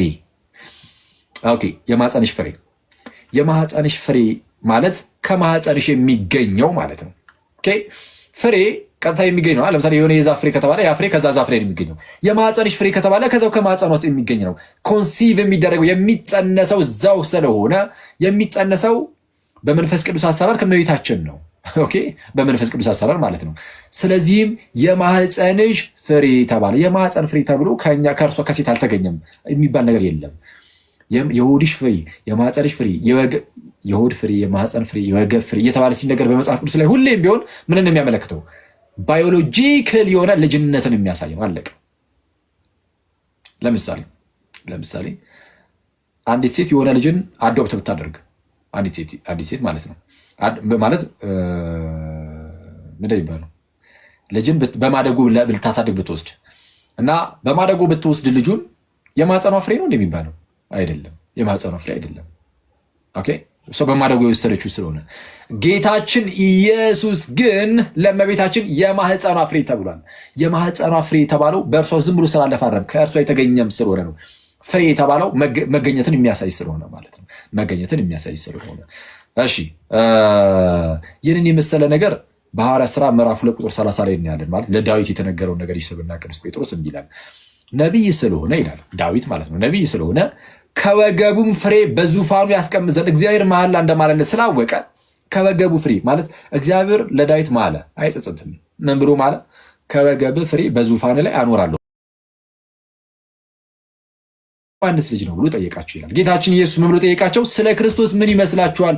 የማንስ ልጅ ነው? የማንስ ልጅ ነው? የዳዊት ልጅ ነው አሉት። በቃ የዳዊት ልጅ እንደሆነ ነው የሚያውቁት። ምክንያቱም የተገባው ቃል የወገቡ ፍሬ እንደሆነ ነው የተነገረው። ስለዚህ የዳዊት ልጅ ብለው ነው የሚጠብቁት። ቀለል አድርገው እና አልተሳሳቱም። በዚህ ክፍል ላይ የዳዊት ልጅ በማለታቸው አልተሳሳቱም። ግን እነሱ የእግዚአብሔር ልጅነቱን ደግሞ ይረሱታል፣ ይዘነጉታል። ለማንኛውም የዳዊት ልጅ መሆኑን ግን ይህ የማቴዎስ ወንጌል መጀመር ልክ ገና ሲጀምር መጽሐፉን ምን ብሎ የሚጀምረው? የዳዊት ልጅ፣ የአብርሃም ልጅ፣ የኢየሱስ ክርስቶስ የትውልድ መጽሐፍ። የማን ልጅ ብሎ ነው የሚጀምረው? የዳዊት ልጅ፣ የዳዊት ልጅ፣ የዳዊት ልጅ። ስለዛ የዳዊት ልጅ፣ የአብርሃም ልጅ፣ የኢየሱስ ክርስቶስ የትውልድ መጽሐፍ ይልና ሊኔጁን ያስቀምጣል። አብርሃም ይስሐቅን ወለደ፣ ይስሐቅ እንደዛ ያዕቆብ ምናምን እያለ ያዕቆብ ይሁዳን፣ ይሁዳ ከተማር ፋሪስና ዛራን እያለ እንደዚህ ይሄዳል ማለት ነው። ከዛ በፋሪስ በኩል እያለ ይሄዳል ኤስሮ ምናምን እና ይህንን የዘር ሐረጉን ይዘረዝራል። ለምን? በስጋ ከዚህ ከአባቶች ነው የሚመጣው ክርስቶስ ኢየሱስና ለዛ ነው። ለዛም ነው እንዳልኳችሁም በዚህ በሮሜ መልእክቱ ቅዱስ ጳውሎስ ምዕራፍ 9 ቁጥር 5 ላይ አባቶች ለእነርሱ ናቸውና ይለና ለአይሁዳውያን ከእነርሱም ክርስቶስ በስጋ መጣ ይላል። ከእነርሱም ክርስቶስ በስጋ መጣ። በስጋ የመጣው ከእነርሱ ነው ከአይሁዳውያን። አረ ከእነርሱ ከሆነ አለቀ። በስጋ ቀጥታ ከሰው የተገኘ ነው፣ ከመቤታችን የተገኘ ነው። ቫሌንቲኖሳውያን እንደሚናገሩት አሁን ላይ ያሉ ኦንሊ ጂሰሶች እንደሚናገሩት ኢየሱስ ክርስቶስ አዳሚክ ኦሪጅን የለውም እንደሚሉት አይደለም። ወይም አዳማዊያ ማለት ከአዳም የመጣውን ስጋ አልያዘውም እንደሚሉት አይደለም። ቀጥታ ከእመቤታችን ስጋን ተካፍሏል፣ ስጋን ነስቷል። ስለዚህም ሰው እንደመሆኑ ከኛ ጋር አንድ ነው እና እንደዛ ነው። ሰው ጌታችን ኢየሱስ ምን ተባለ? በስጋ አባቶች ለእነርሱ ናቸው፣ ክርስቶስም ከእነርሱ በስጋ መጣ። ክርስቶስ ከእነርሱ በስጋ መጣ፣ በስጋ መጥቷል። ከእነርሱ ብሎ ማለት ነው። ከእነርሱ በስጋ መጣ። ግን እርሱም ለዘላለም የተባረከ ከሁሉ በላይ ሆኖ ለዘላለም የተባረከ አምላክ ነው። አሜን ይላል። ከሁሉ በላይ ሆኖ ጋይስ ለዘላለም የተባረከው አምላክ እርሱ በስጋ ግን ከአይሁዳውያን ከአባቶች መጥቷል። አለቀ። እሱን ነው። ስለዛ ክርስቶስ ምንድነው? ፍጹም ሰው ነው። ለዛ ነው አንዳንድ ሰዎች በሰዓቱ የክርስቶስ ስጋ ክደው የተነሱ በፊትም ነበሩ። እውነቱን ለመናገር ከነ ቫለንቲኑስ በፊትም ሪል ስጋ እውነተኛ ስጋ የለውም የሚሉ ሰዎች ነበሩ። ዮሐንስ ለእነዚህ አይነት ሰዎች በሰፊው መልስ ሰጥቷል። ኢቨን ዮሐንስ ወንጌል ምዕራፍ 1 ቁጥር 14 ራሱ ሲጽፍ አፖሎጂቲካል የሆነ ዕቅበተ እምነታዊ የሆነ መጽሐፍ ነው ይባላል። በዚህ ዮሐንስ ወንጌል ቃልም ስጋ ሆነ ያለውም ለዛ ነው። ቃል ስጋ መሰለ ሳይሆን እንደዛ ብሎ ይናገሩ ነበረ አንዳንድ ሰዎች የዶሴቲዝም እምነት አቀንቃኞች ቃል ስጋ መስሎ ታየ እንጂ ስጋ አልሆነም የሚሉ ሰዎች ነበሩ። ቃል ግን የምርም ስጋ ሆኗል። ቃል ስጋ ሆነ፣ በእኛ አደረ፣ ጸጋና እውነትን የተመላ ነው። ኦኬ ክርስቶስ በስጋ እንደመጣ የማይታመን መንፈስ እርሱ የክርስቶስ ተቃዋሚ መንፈስ ነው አለ ዮሐንስ በመልእክቱ። ክርስቶስ በስጋ እንደመጣ የማይታመን መንፈስ፣ በሰዓቱ ስጋውን የሚክዱ ከሃዲያን ተነስተው ነበረ። እነርሱ የክርስቶስ ተቃዋሚ መንፈስ ናቸው። በቃ እሱ የክርስቶስ ተቃዋሚ መንፈስ ነው፣ ይህን የሚክድ አለ። ስለዚ ይሄ የክርስቶስን የሚቃወም መንፈስ ነው፣ ስፒሪት ነው፣ የክርስቶስ ተቃዋሚ የአንታይ ክራይስት ነው ማለት ነው። እሺ ስለዛ ክርስቶስ እርሱ ፍጹም ሰው ነው።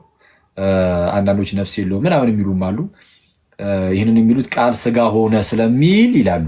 ቃል ስጋ ሆነ ስለሚል እንደው ነፍስ የለም ዝም ብሎ ስጋን ብቻ ነው የወሰደው እና ራሽናል የሆነችው ነፍስ በመለኮቱ በኩል ትተካለች አይነት የሚመስል ነገር የሚናገሩ ሰዎች አሉ እና አቡልናሪውስ ናቸው እነዚህ።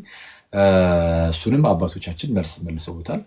ቃል ስጋ ሆነ ሲል አዎ ስጋ ነው የሚለው፣ ግን ስጋ ማለት ግን ነፍስ የሌለው ማለት ግን አይደለም። ልክ ለምሳሌ በትንቢተ ኢዩኤል ምዕራፍ 2 ላይ እግዚአብሔር በዘመን ፍጻሜ መንፈሴን በስጋ ሁሉ ላይ ያፈሳለሁ ይላል። በምን ላይ? በስጋ ሁሉ ላይ ያፈሳለሁ ሲል መንፈሱን ነፍስ በሌለው ስጋ ላይ ማለት ነው? በቆዳ ላይ መንፈሱን ሊያፈስ ነው አይደለም። ስጋ የሚለው ቃል በመጽሐፍ ቅዱሳችን ሰውነትን በቃ ነፍስን የተዋሃደ ስጋን የሚያመለክት ሆኖ ሊገባ እንደዚህ ስለሚችል ማለት ነው። ቃልም ስጋ ሆነ ሲል ቀጥታ ስጋም ነፍስም የተዋሃደው ማነው? ስጋና ነፍስን ማለት ነው። ስጋና ነፍስን የነሳው ስጋና ነፍስን እና ከድህነት አንጻር አድርጎ ይመልሱ። አክቹዋሊ ይህ መጽሐፍ ቅዱሳችን ላይም አባቶ ነፍሴን አደራ እሰጣለሁ እያለ እንደተናገሩ በመስቀል ላይ ነፍሴን ላኖራትም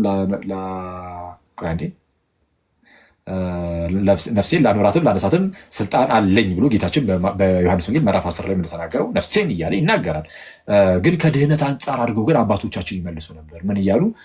ለምሳሌ እንደነ ቅዱስ ጎርጎርዮስ ዘእንዚናዙ ያሉ ነፍስን አልተዋሃደም። ታዲያ ነፍስን ካልተዋሃደ እንዴት አዳነ ነው? እንዴት አዳነ ማለት ያልተዋሃደውን አላዳነውም፣ ያዳነው የተዋሃደውን ነው።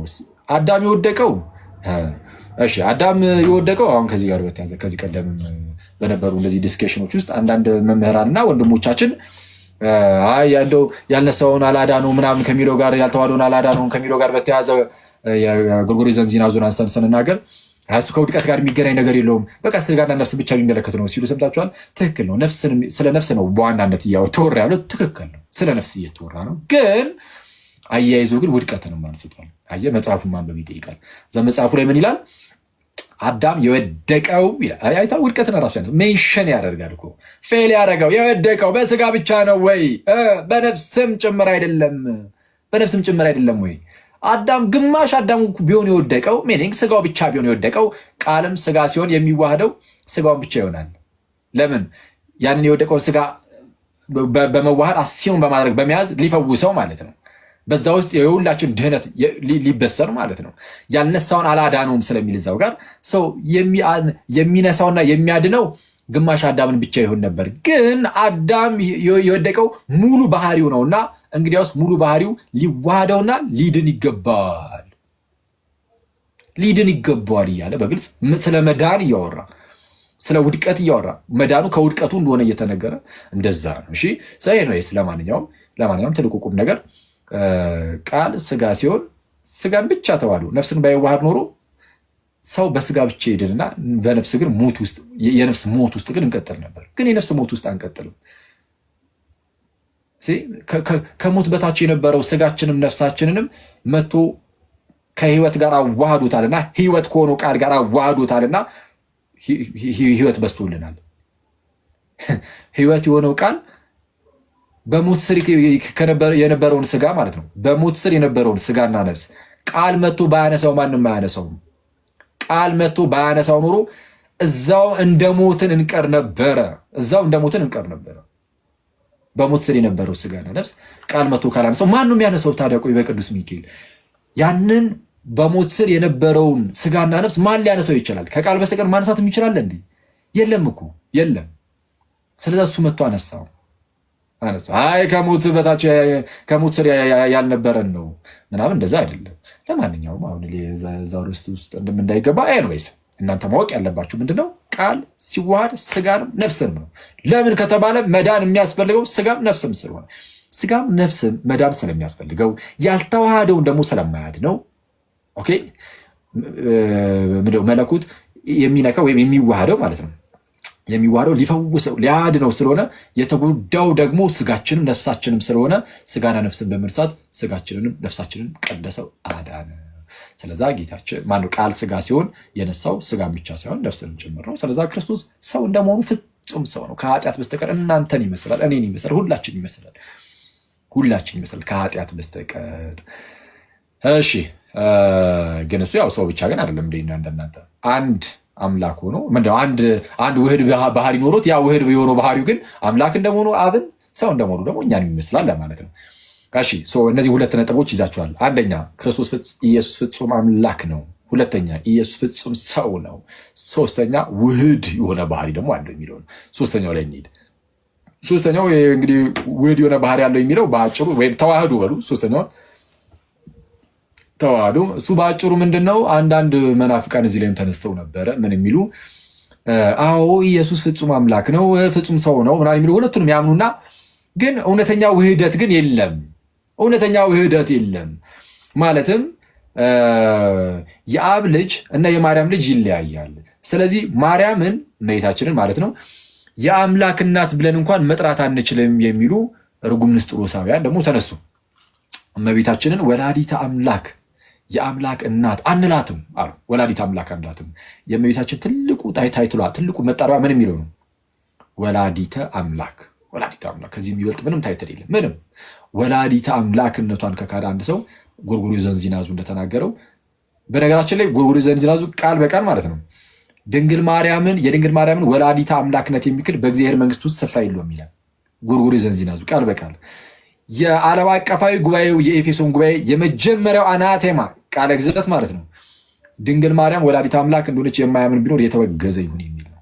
አማኑኤል እርሱ ፍጹም አምላክ እንደሆነ የማያምን ቃል ስጋ ከመሆኑ አንጻር ድንግል ማርያም በስጋ ቃልን ወልደዋለችና በስጋ ስለወለደችው ቃልን ወላዲተ አምላክ እንደሆነች የማያምን ቢኖር የተወገዘ ይሁን ይላል። እና እነዚህ ሰዎች የተወሰኑት እንዳይላችሁ ንስጥሮሳውያኑ ሁለት ያደርጉታል ክርስቶስን፣ ውህደቱን አያምኑ እንደ የተወሰነ እንደው ግንኙነት ብቻ የሚመስል ነገር ነው የሚያስቀምጡት። እና ክርስቶስ ግን ውህደቱ እንዴት ያለ ነው ከተባለ ዘላለማዊ የሆነው ቃል መጥቶ ስጋን ነው በቃ የራሱ ያደርጋል። ስጋን የራሱ በማድረግ ከራሱ ጋር ያዋህደዋል። ሲያዋህደው ጭራሹኑ በማትነጣጥሉበት ሁኔታ ምንም ነገር ሲቀጸል ራሱ የሚቀጸሉ ከተዋህዱ በኋላ ለስግው ቃል ነው። ስግው ቃል ነው የሚባለው። ከዛ በኋላ ኢየሱስ ስግው ቃል ስጋ የሆነ ቃል። ስለዚህ የሆነ ነገር ስትናገሩ ነጠላችሁ ለስጋው ብቻ መናገር አትችሉም። በቃ በአንድነት ነው የምትናገሩለት። በአንድነት ስትናገሩ ከስጋ አንጻር የሚነገር ይኖራል፣ ከአምላክነት አንጻር የሚነገር ነገር ይኖራል። ሲነገር ግን ለሁለቱም አይባልም። ይቅርታ፣ ለውህድ ባህሪው ለተዋህዶ ባህሪ ለውህዱ ባህሪ ለሱ ይነገራል። ኦኬ። ስለዚህ አሁን ክርስቶስ አምላክ ነው ሲባል ነጠለ መለኮቱን አምላክ ነው መለኮቱ ብቻ ነው አምላክ ብለህ ነጠለ እንደዚህ መናገር አትችልም። አዎ አምላክነት የመለኮት ነው፣ ግን የመለኮት ገንዘብ የስጋም ይሆናል። ልክ እንዴት መሰላችሁ? ቃል አምላክ እንደመሆኑ የራሱ የሆኑ ገንዘቦች አሉት አይደለም? አትሪቢዩቶች ማለት ለምሳሌ ቃል አምላክ ነው። አምላክ እንደመሆኑ ሁሉን ቻይ ነው፣ ሁሉን አዋቂ ነው። ምንድነው ሌሎች ነገሮች የሚያንወይስ የአምላክነት የሆኑ ነገሮች ሁሉ ፈጣሪነቱ ምኑ እነዚህ ሁሉን ነገሮች ይዝና ስጋን የራሱ ያደርጋል። ስጋን የራሱ ሲያደርግ በተዋህዶ ውስጥ ለቃል የምትናገሩት ወይም ለአምላክ የምትናገሩት ነገር ሁሉ ለስጋ መነገር ይጀምራል። ለስጋ የምትናገሯቸው ሌሎች ነገሮች ደግሞ ለምሳሌ መሞት፣ መድከም፣ መራብ፣ መጠማት ምናምን አሁን ለቃል ይነገራል። እንዲያስቀድሙ የለም እኮ በቃል ዘንድ መሞት አለ የለም፣ መራብ አለ የለም፣ መጠማት፣ መድከም ምናምን ማንቀላፋት ምናምን የሚባሉ ነገሮች መተኛት የለም። ለስጋ ግን እነዚህ ሁሉ ነገሮች ይነገራሉ። ልክ ሲዋሃዱ ግን የአንዱ ገንዘብ ለአንዱ ሆኖ በተዋህዶ ውስጥ ለስግው ቃል ከአምላክነት አንጻር የሚነገረው ለስግው ቃል፣ ከስጋ አንጻር የሚነገረው ለስግው ቃል ሊነገር ይችላል። እንደዛ ነው ባጭሩ። ከመጽሐፍ ቅዱስ የተወሰነ ነገሮች ላሳያችሁ። እሺ አንጨርስ። ውህደቱ እንዴት ነው የሚለውን እሺ ከፊልጵስዩስ ምዕራፍ 2 ቁጥር 6 ላሳያችሁ። ፊልጵስዩስ ምዕራፍ 2 ቁጥር 6 እንደዚህ ይላል፣ እርሱ በእግዚአብሔር መልክ ሲኖር ሳለ ከእግዚአብሔር ጋር መስተካከልን መቀማት እንደሚገባ ነገር ወይም መቀማት እንደሚገባ ነገር አልቆጠረውም ይልና ልክ እርሱ በእግዚአብሔር መልክ ሲኖር ሳለ፣ አሁን ሁለት መልክ ነው እዚህ ጋር የሚናገረው፣ ስለ ሁለት መልክ ይናገራል። አስቀድሞ እርሱ በእግዚአብሔር መልክ ሲኖር ሳለ፣ በእግዚአብሔር መልክ ሲኖር ሳለ፣ ኦኬ በእግዚአብሔር መልክ ይኖር ነበረ። በእግዚአብሔር መልክ መኖር ደግሞ ከእግዚአብሔር ጋር እኩል መሆን ነው።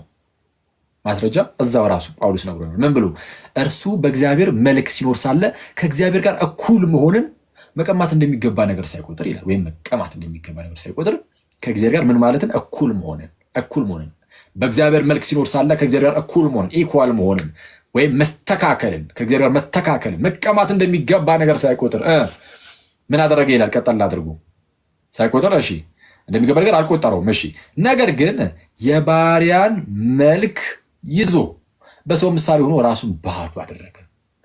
ከላይ የእግዚአብሔር መልክ አለ፣ ቀጠል አድርጎ ደግሞ የባሪያ መልክ አለ። በእግዚአብሔር መልክ ይኖር ነበረ ከዘላለም። በእግዚአብሔር መልክ ሲኖር ሳለ ከእግዚአብሔር ጋር መተካከል መቀማት እንደሚገባ ነገር አልቆጠረውም። ነገር ግን ደግሞ ምን አደረገ? የባሪያን መልክ ደግሞ ያዘ። ምን አደረገ? የባሪያን መልክ። አሁን በዘመን ፍጻሜ ነው። ከዘላለሙ እርሱ በእግዚአብሔር መልክ ይኖር የነበረ ነው። ከእግዚአብሔር ጋር እኩል ሆኖ የሚኖር የነበረ ነው። ያ ራሱ በእግዚአብሔር መልክ ይኖር የነበረው ግን ምን አደረገ አለ? የባሪያን መልክ ያዘ። የባሪያን መልክ ያዘ። የባሪያን መልክ ያዘ። እሺ የባሪያን መልክ ያዘ። የባሪያ መልክ ማለት የኛ ማለት ነው። ስጋ በምስሉም እንደ ሰው ተገኝቶ ራሱን ባዶ አደረገ። ቆይ አሁን እዚህ ጋር ተመልከቱ። አሁን አንድ ጥያቄ ልጠይቃችሁ። የባሪያን መልክ ያዘ። ማን ነው የባሪያን መልክ ያዘ ማለት? ኢየሱስ ምናምን ብቻ ብላችሁ እንድታልፉት ሳይሆን እዚህ ክፍል ላይ ጳውሎስ በተናገረው መሰረት ብቻ እንሂድ። ፊልጵስዩስ ምዕራፍ 2 ቁጥር 6 እንዲህ ነው የሚለው፣ እርሱ በእግዚአብሔር መልክ ሲኖር ሳለ፣ በማን መልክ? በእግዚአብሔር መልክ ሲኖር ሳለ ከእግዚአብሔር ጋር መተካከልን መቀማት እንደሚገባ ነገር አልቆጠረውም። ስለዛ በእግዚአብሔር መልክ ይኖር የነበረ ነው ብሎናል። እሺ አሁን እሱን በጭንቅላታችሁ ያዙ። ነገር ግን የባሪያን መልክ ይዞ በሰው ምሳሌ ሆኖ ራሱን ባዶ አደረገ ይላል።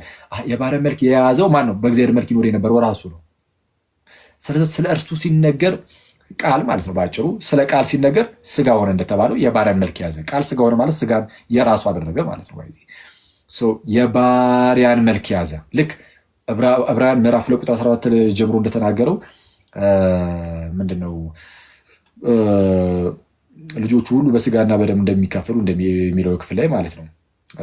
እርሱ ራሱ በሞት ላይ ስልጣን ያለውን በሞት እንዲሽር እርሱም ዲያብሎስ ነው ይልና እንዲሁ በስጋና በደም ተካፈለ ይላል። ተካፈለ ይልና የአብርሃምን ዘር ይዟል እንጂ የመላእክትን የያዘ አይደለም ይላል። የማንን ዘር ነው የያዘው? የአብርሃምን ዘር። የአብርሃምን ዘር የመላእክትን አይደለም፣ የአብርሃምን ዘር። ሰውነቱ ላይ ይህንን አላነሳሁላችሁም ነበረ፣ በጣም ይቅርታ። የአብርሃም በስጋና ደም ተካፈለ የሚለውም ያው እዚህ ክፍል ላይ ነው። የአብርሃምን ዘር ይዟል፣ በግልጽ የአብርሃምን ዘር ይዟል ነው የሚለው መጽሐፉ ሲናገር። ስለዚህ የአብርሃምን ዘር ይዟል። ልክ ፊልጵስዩስ ምዕራፍ 2 ቁጥር 7 ላይ እንደሚለው የባሪያን መልክ ያዘ እንደሚለው የባሪያን መልክ ይዞ በሰውም ምሳሌ ሆኖ ራሱን ባዶ አደረገ። በምስሉም እንደ ሰው ተገኝቶ ራሱን አዋረደ። እሺ ራሱን ባዶ አደረገ። ማነው ራሱን ባዶ ያደረገው? ዘላለማዊው ያ ራሱ ከእግዚአብሔር ጋር እኩል ሆኖ ይኖር የነበረው እርሱ ራሱን ባዶ አድርጓል ተባለ። ስለዚህ ባዶ አደረገ የተባለው ለስጋ ብቻ የሚሰጥ አይደለም። በቃ ቃል ነው ራሱን ባዶ አደረገ የተባለው። ለምን? ስጋን ከራሱ ጋር ስላዋሃደው በስጋ በኩል ያለው ነገር ለቃል ይነገራልና ማለት ነው። ራሱን ባዶ አደረገ ይልና በምስሉም እንደ ሰው ተገኝቶ ራሱን አዋረደ። በምስሉም እንደ ሰው ተገኝቶ ራሱን አዋረደ። ማን? ከዘላለሙም ያለው ያ ቃል ራሱ እንደ ሰው ተገኝቶ ራሱን አዋረደ። ለሞትም ይኸውም የመስቀል ሞት እንኳን የታዘዘ ሆነ። ማን? ራሱ ከዘላለም ያለው እርሱ ለሞትም ይኸውም ለመስቀል ሞት እንኳን የታዘዘ ሆነ ተባለ። ስለዛ ሞተ ማለት ነው። ቃል ሞቷል። አዎ በስጋ ሞተ። ስጋ ሆና የባሪያን መልክ ያዘና ይኸው ሞተ በተዋሃዶ በዛ በስጋው። ስለዛ ውህደቱ የዚህን ያህል ነው። አምላክ ሞተ ተብሎ እንኳን እስኪነገር ድረስ አሁን ሙስሊሞች አይታል አምላክ ሞተ፣ አምላክ ደከመ፣ አምላክ ተራበ፣ አምላክ ተጠማ ብለው ሞክ ለማድረግ ይሞክሩ የለ ጌታችን ኢየሱስ በረም ያሳፍራቸው። አዎ አምላክ አይሞትም፣ ግን የሚሞት ስጋን የራሱ አድርጓል። አምላክ አይራብም፣ አዎ፣ ግን የሚራብ ስጋን የራሱ አድርጓል። አምላክ አይጠማም፣ አዎ፣ ግን የሚጠማ ስጋን የራሱ አደረገና በዛ የራሱ ባደረገው ስጋ በኩል ተጠማ፣ የራሱ ባደረገው ስጋ በኩል ተራበ፣ የራሱ ባደረገው ስጋ በኩል ሞትን እንኳ ቀመሰ። ስለማን? ስለ ሁላችን ተብሎ ተነገረ ማለት ነው። ስለዛ እርሱ አምላክ ሞቷል ተብሎ ሊነገር ይችላል። ልክ ዮሐንስ ወንጌል ምዕራፍ 3 ቁጥር 16 ላይ በእርሱ የሚያምን የዘላለም ሕይወት እንዲኖረው እንጂ እንዳይጠፋ እግዚአብሔር አንድያ ልጁን እስኪሰጥ ድረስ ዓለምን እንዲወዱታል አለ። አንድያ ልጁን እስኪሰጥ ያለው ምን ብሎ እስኪሰጥ ነው? ሙት ብሎ አይደለ? እንዲሞት ማለት ነው የሰጠው። የሞተው ብቸኛ የእግዚአብሔር ልጅ ነው። አንድ የእግዚአብሔር ልጅ ሞቷል። ትክክል። ባሪያዎቹን አስቀድሞ ላከ፣ ባሪያዎቹን ገደሉ። ልክ ልጁን ሲልክ ምንድን ነው የሚለው? የማቴዎስ ወንጌል ላይ ምሳሌውን ሲሰጥ ወራሹ መጣ በሉ እንግደለው ብለው ልጁን ደግሞ ገደሉት ይላል አይደለ? ስለዚህ የእግዚአብሔር ልጅ ተገድሏል ወይም ሞቷል? አልሞተም። የእግዚአብሔር ልጅ ሞቷል። ማን? ብቸኛ ልጁ። ብቸኛ ልጁ ከተባለ አምላክነቱን የሚያስታውስ ነው። አለቀ። ብቸኛ ልጅ፣ የገዛ ልጅ ከተባለ ቀደም እንዳሳያችሁ አምላክነቱን የሚያሳይ አይደለ? ሰው እርሱ ሞቷል። ስለዚህ አምላክ የምርም ሞቷል። በምን? በስጋ ሞተ እንዳለ አንደኛ ጴጥሮስ ምዕራፍ 3 ቁጥር 18 ላይ ማለት ነው። በስጋ ሞተ በመንፈስ ሕያው ሆነ እንዳለ። እሺ ሮሜ 8:32 ላይም ቅድም እንዳልኳችሁ ለገዛ ልጁ ያራራልታል። ለሞት አሳልፎ የሰጠው ማለት ነው። ለገዛ ልጁ ያራራል። የገዛ ልጁ ሞቷል። የገዛ ልጁ ዘላለማዊ ልጁ ነው፣ ቃሉ ነው። ያ ቃል መጥቶ ሞቷል። በምን? በስጋ የራሱ ስላደረገው ስጋ እውነተኛ ውህደት ስላለ አምላክ ሞተ ተብሎ ይነገራል። ግን በስጋ በኩል አዎ አምላክ ሞተ፣ ተራበ፣ ተጠማ ተብሎ እንደዚህ ሊነገር ይችላል። ለስጋ የሚነገሩ ነገሮች ሁሉ ለቃልም ይነገራሉ። ስለዚህ አምላክነትን ከሰውነት እንደዚህ አዋህዶ ነው የያዘው ማለት ነው። በመጀመሪያ ቆሮንቶስ መልእክቱ ምዕራፍ 2 ቁጥር 8 ላይ ቅዱስ ጳውሎስ ምን ይላል? ከዚች ዓለም ገዢዎች አንዱ እንኳን ይህንን ጥበብ አላወቀም፣ አውቀውስ ቢሆን የክብርን ጌታ ባልሰቀሉት ነበር ይላል። አውቀውስ ቢሆን የክብርን ጌታ ባልሰቀሉት ነበረ። የተሰቀለው የክብር ጌታ ነው። የክብር ጌታ ደግሞ አምላክ ብቻ ነው። መኳንንት ደጆችን ክፈቱ፣ የክብር ጌታ የክብር ንጉሥ ይግባ ብሎ መዝሙር ላይ እንደተናገረው የክብር ንጉሥ የክብር ጌታ ሲባል ለእግዚአብሔር ብቻ ነው የሚሰጠው። የክብር ጌታ ተብሎ የተጠራ ፍጡር የለም በመጽሐፍ ቅዱሳችን ላይ። ሰው የክብር ጌታ ተሰቅሏል ከተባለ አምላክ ነው የተሰቀለው። ንስጥሮሳውያን ግን የተሰቀለው ሰው ነው። ሰው ተሰቀለና መለኮቱ ጥሎት ሄደ አይነት ነገር፣ መለኮቱ ተለየው እና ሰውነት ብቻ ነው የተሰቀለው አይነት ነገር ይላሉ። ይሄ አደገኛ ኑፋቄ ነው። ሰው አልዳንም ያስብላል። ይሄ አልዳንም ያስብላል። ለምን? እዛ ጋር የተሰቀለው በመስቀል ላይ ኖርማል ሜር ሰው ብቻ ከሆነ ይህ ማለት መለኮት ያልተዋህደው ከሆነ እንደኔና እንደናንተ አይነት ብቻ አይነት ሰው ማለት ነው። ብቻ የሆነ እንደዛ ከሆነ ሲጀምር የዓለምን ኃጢአት ማሰረይም አይችልም። እንዴት አይነት የማይወሰን መስዋዕትን እንዴት ማቅረብ ይቻላል? አንድ ኖርማል ሰው ብቻ የሆነ አካል ራሱ የማይወሰነው አምላክ ግን በስጋ ሲሞት የማይወሰን መስዋዕትን ማቅረብ ይችላል። ካሳን መክፈል ይችላል። ልክ እንደዛ ማለት ነው። እና ለአንዱ የሚነገረው ለሌላኛው ይነገራል። ዮሐንስ ወንጌል ምዕራፍ 3 ቁጥር 13 እንዲህ ይላል፣ ከሰማይ ከወረደ በቀር ወደ ሰማይ የወጣ ማንም የለም ይልና፣ ከሰማይ ከወረደ በቀር ወደ ሰማይ የወጣ ከሰማይ ከወረደ በቀር ወደ ሰማይ የወጣ ማንም የለም። ኦኬ፣ ከሰማይ ከወረደ በቀር ወደ ሰማይ የወጣ ማንም የለም፣ ከእርሱ በቀር ማለት ነው። ከሰማይ ከወረደው በቀር ወደ ሰማይ የወጣ ማንም የለም፣ እርሱም ይላል ከሰማይ የወረደው ወደ ሰማይ የወጣው አንድ ብቻ ነው አለ። እርሱም በሰማያት የሚኖረው የሰው ልጅ ነው ይላል። በሰማያት የሚኖረው ወይም በሰማይ የሚኖረው የሰው ልጅ ነው። የሰው ልጅ ከተባለ የማርያም ልጅ ነው እናውቃለን። የማርያም ልጅ ከሰማይ ነው የወረደው። የማርያም ልጅ አሁን የማርያም ልጅ ሲል ስጋን እናስታውስበት የለ ስጋን የሚያስታውስ ነው። ግን ስጋ ብቻ ግን አይደለም። ኦፍኮርስ የሰው ልጅ ተብሎ አምላክ በቃ ጌታችን ኢየሱስ እሱ አምላክም ሰው የሚሆነው ስግው ቃል እሱ የሰው ልጅ ይቅርታ፣ እሺ፣ እርሱ የእግዚአብሔር ልጅም የሰው ልጅም ተብሎ ይጠራል። ይህችን ነገር ቻርጅን ሰካ።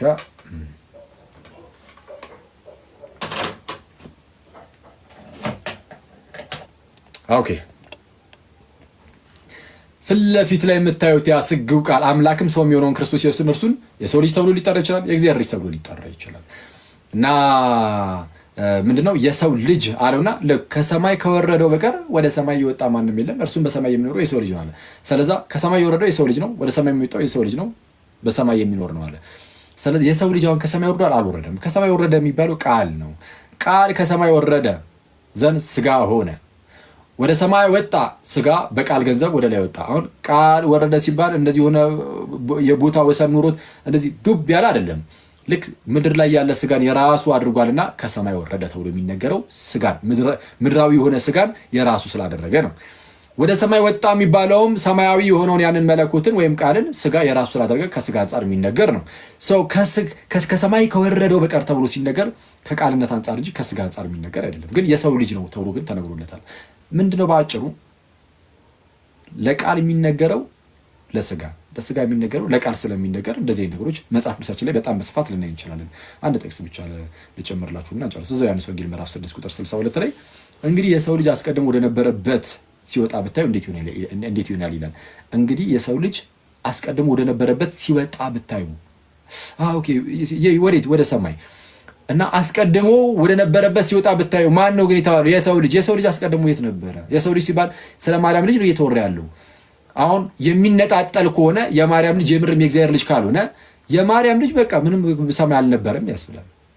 አይቷል። የማርያም ልጅ ተብሎ የሚጠራው ግን ስጋው ብቻ ሳይሆን ንስጥሮሳውያን እንደሚሉት ስጋው ብቻ ሳይሆን ውህድ የሆነውን እርሱን ስለሆነ የማርያም ልጅም የእግዚአብሔር ልጅም እያለ የሚጠራው አስቀድሞ ነበረ ሲባልም የማርያም ልጅ ብሎ ሊጠራው ይችላል። ኦኬ ከእርሷ የሚወለደውንም የእግዚአብሔር ልጅ እያለ ይጠራዋል። ከአንቺ የሚወለደው የቅዱስ የእግዚአብሔር ልጅ ነው ብሎ መልአኩ እንደተናገረ ማለት ነው። ስለዛ ውህድ ነው። በቃ በአጭሩ ነገረ ክርስቶስ ይሄ ነው። አምላክ ነው፣ ሰው ነው።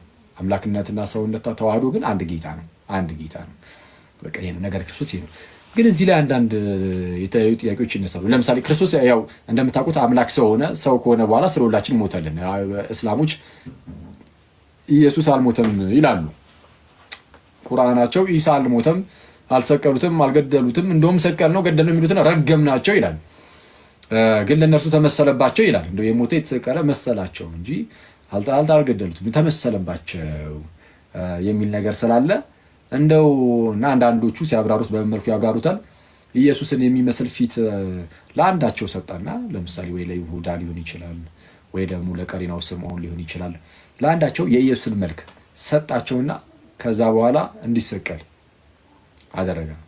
ከዛ በኋላ ጋር ሲሰቀል ኢሳ ራቅ ብሎ እያየ እንግዲህ ያመለጠ ማለት ነው። ከዛ በኋላ ወደ እንትን ሄደ፣ ወደ ሰማይ ተወሰደ አይነት ነገርን ያስተምራሉ።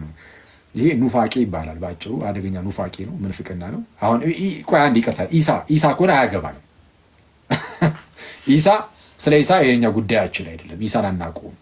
ኢሳ ኢየሱስ አይደለም። የመጽሐፍ ቅዱሱ ኢየሱስ ኢሳ አይደለም በፍጹም። የመጽሐፍ ቅዱሱ ኢየሱስ እርሱ የእግዚአብሔር ልጅ የተሰቀለው የሞተው ከሙታን ደግሞ በድል የተነሳው ጌታ ኢየሱስ ብቻ ነው። አለቀ። አይ እነሱ ግን አሁን አንዳንድ ጊዜ ምን ያደርጋሉ? ኢየሱስ እያሉ እየጠሩ እኛ የምናመልከውን እንግዲህ የምናመልከው የምንገዛለትን ጌታ አልተሰቀለም ምናምን የሚሉ ሰዎች አሉ አይደል? አንድ ቪዲዮ እያዩ እስቲ እዚህ ጋር አስቀምጫለሁ። አንዴ ቆይ አንዴ ላሳያችሁና አንዴ ቆይ ሄሉ ለቃው አይቼ ነበረና እስቲ ቆይ እሺ ቲክቶክ ዋሌ ልግባና ልፈልግሽ እንዳያደነቁረን ልብሱ እንደገነስ አዲያ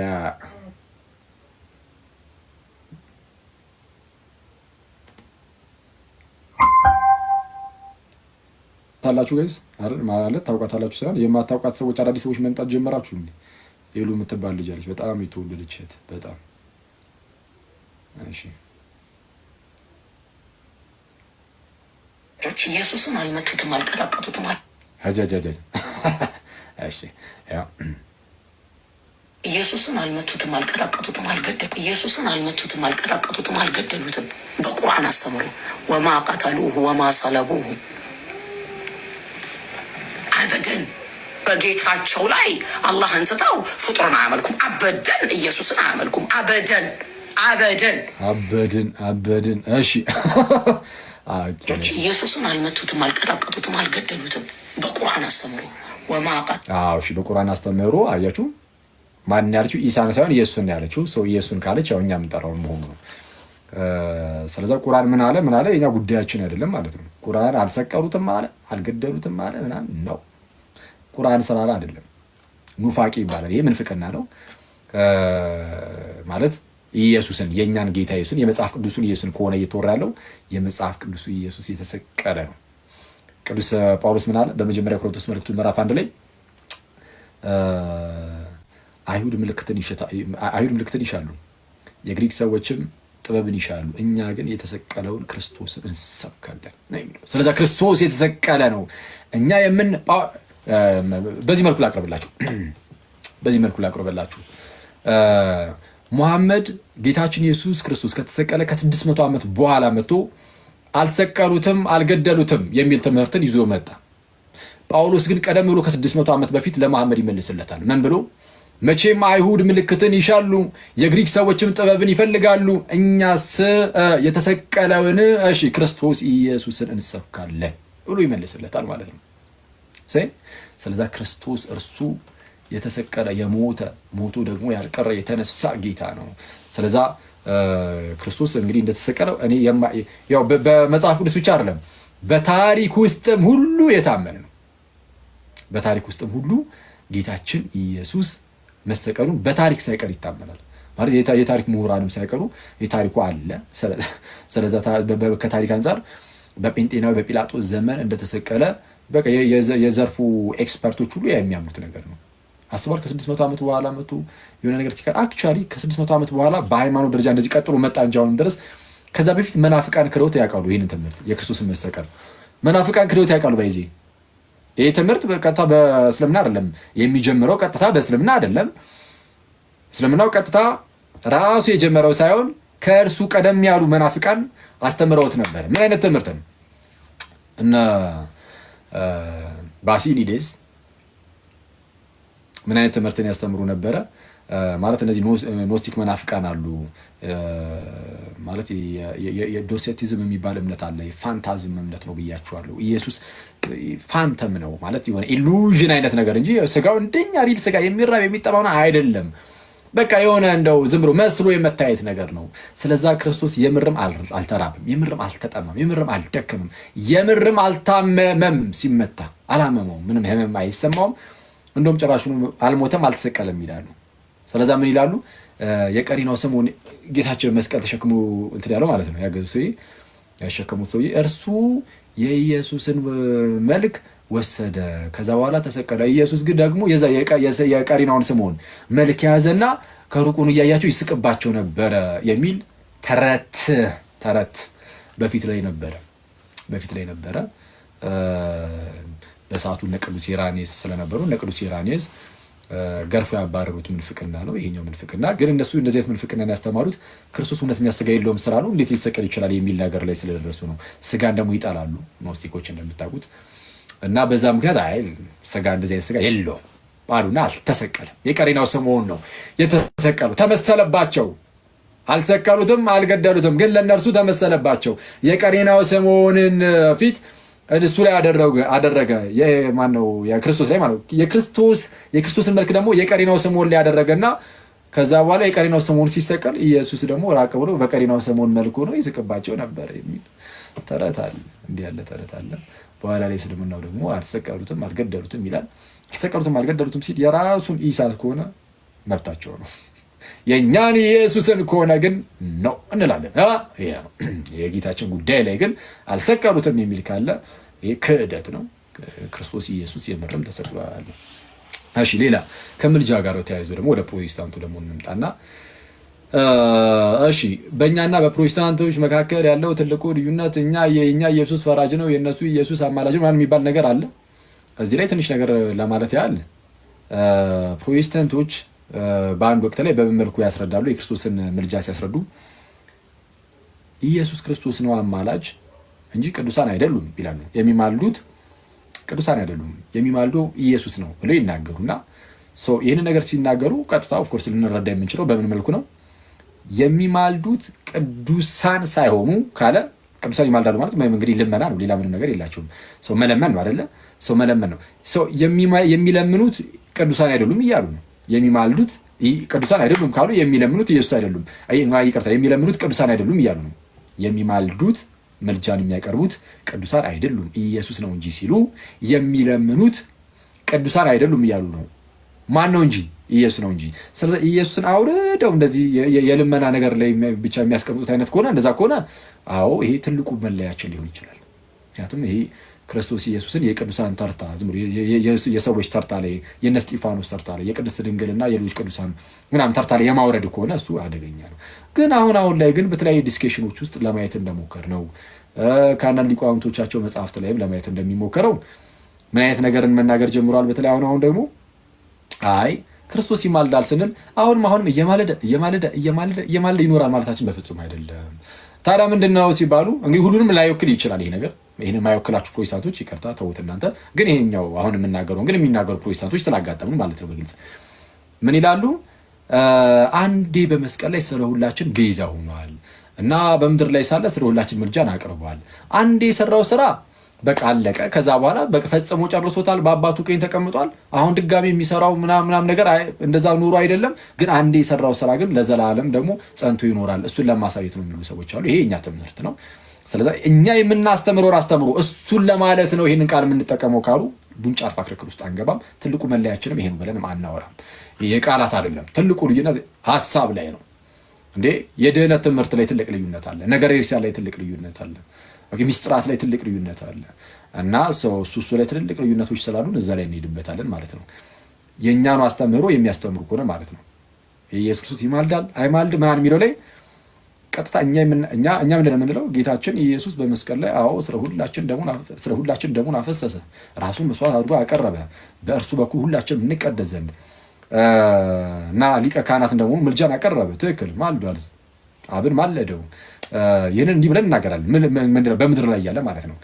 ዘን ዕብራውያን ምዕራፍ 10 ላይ እንደሚናገረው የኢየሱስ ክርስቶስን ስጋ አንድ ጊዜ ፈጽሞ በማቅረብ ተቀድሰናል ይልና ሊቀ ካህናት ሁሉ የብሉይ ኪዳን ሊቀ ካህናት ማለት ነው ዕለት ዕለት እያገለገለ እነዚያን ኃጢአትን ከቶ ሊያስወግዱ የማይቻላቸውን መስዋዕቶች ብዙ ጊዜ እያቀረበ ቆሟል ይላል። የብሉይ ኪዳን ሊቃነ ካህናት ዕለት ዕለት እያገለገለ ሁሌም ማገልገል ነው። እሺ እነዛን ኃጢአትን ከቶ ሊያስወግዱ የማይቻላቸውን ብዙ መስዋዕቶች ብዙ ጊዜ እያቀረበ ቆሟል ይላል።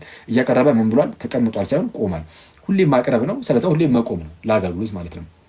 ጌታችንስ ሲያነጻጽረው እርሱ ግን ይላል ስለ ኃጢአት ከኃጢአት ጋር በተገናኘ ማለት ነው ስለ ኃጢአት አንድን መስዋዕት ለዘላለም አቀረበ እና በእግዚአብሔር ቀኝ ተቀመጠ ይላል።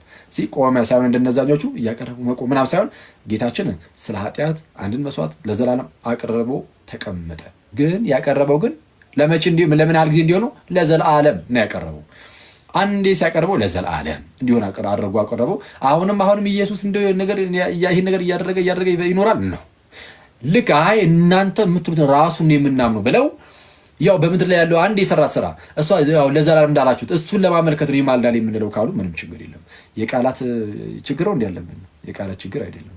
የቃላት ችግር ከሆነ ቃሉን ማለት እነዚህ የተለያዩ ቃላትን መጽሐፍ ቅዱስ እንዲጠቀማቸው ይችላል። መጽሐፍ ቅዱስ የሆነ ቃልን ተጠቀመ ማለት መጽሐፍ ቅዱስ እንድትረግሙ አይደለም። ከምን አንጻር ተጠቀመው ተብሎ መታየት አለበት። ኦፍ ኮርስ ዝም ብሎ ስለተጠቀመው ብቻ ተጠቀመዋለህ ማለት አይደለም። ግን ቃሉን እንደ ቃል ግን ሊጠቀመው ይችላል መጽሐፍ አይደለ? ከዛን ከምን አንጻር ተጠቀመው የሚለውን ታብራራለህ። እነሱም እችን ቃል ተጠቀመኝ እንደው ከዚህ አንጻር ብዬ ነው እናንተን የምታስተምሩትን የምናስተምረው ካሉ ክርክር አያስፈልገንም ማለት ነው አይደል? ኢየስ አያስፈልገንም። ጉንጭ አልፋ ክርክር ማለት ነው። ሌላ ብዙ ልዩነቶች ድህነት ላይ ልዩነት አለ። በቃ አለቀ። ድህነት ሴንተሩ ማዕከሉ ላይ ድህነት ላይ ልዩነት አለ። ሚስጥራቱ ላይ ምናምን ነገር ይችላል እንደዛ። እሺ ሌላ ምን አለ? ሌላ በቃ ይኸው ይበቃናል ማለት ነው። አባን ያልገባው ሰው አለ። ነገረ ክርስቶስ ገባችሁ አክቹዋሊ አብዛኞቻችሁ ታውቁታላችሁ ተስፋ አደርጋለሁ ኦፍ ኮርስ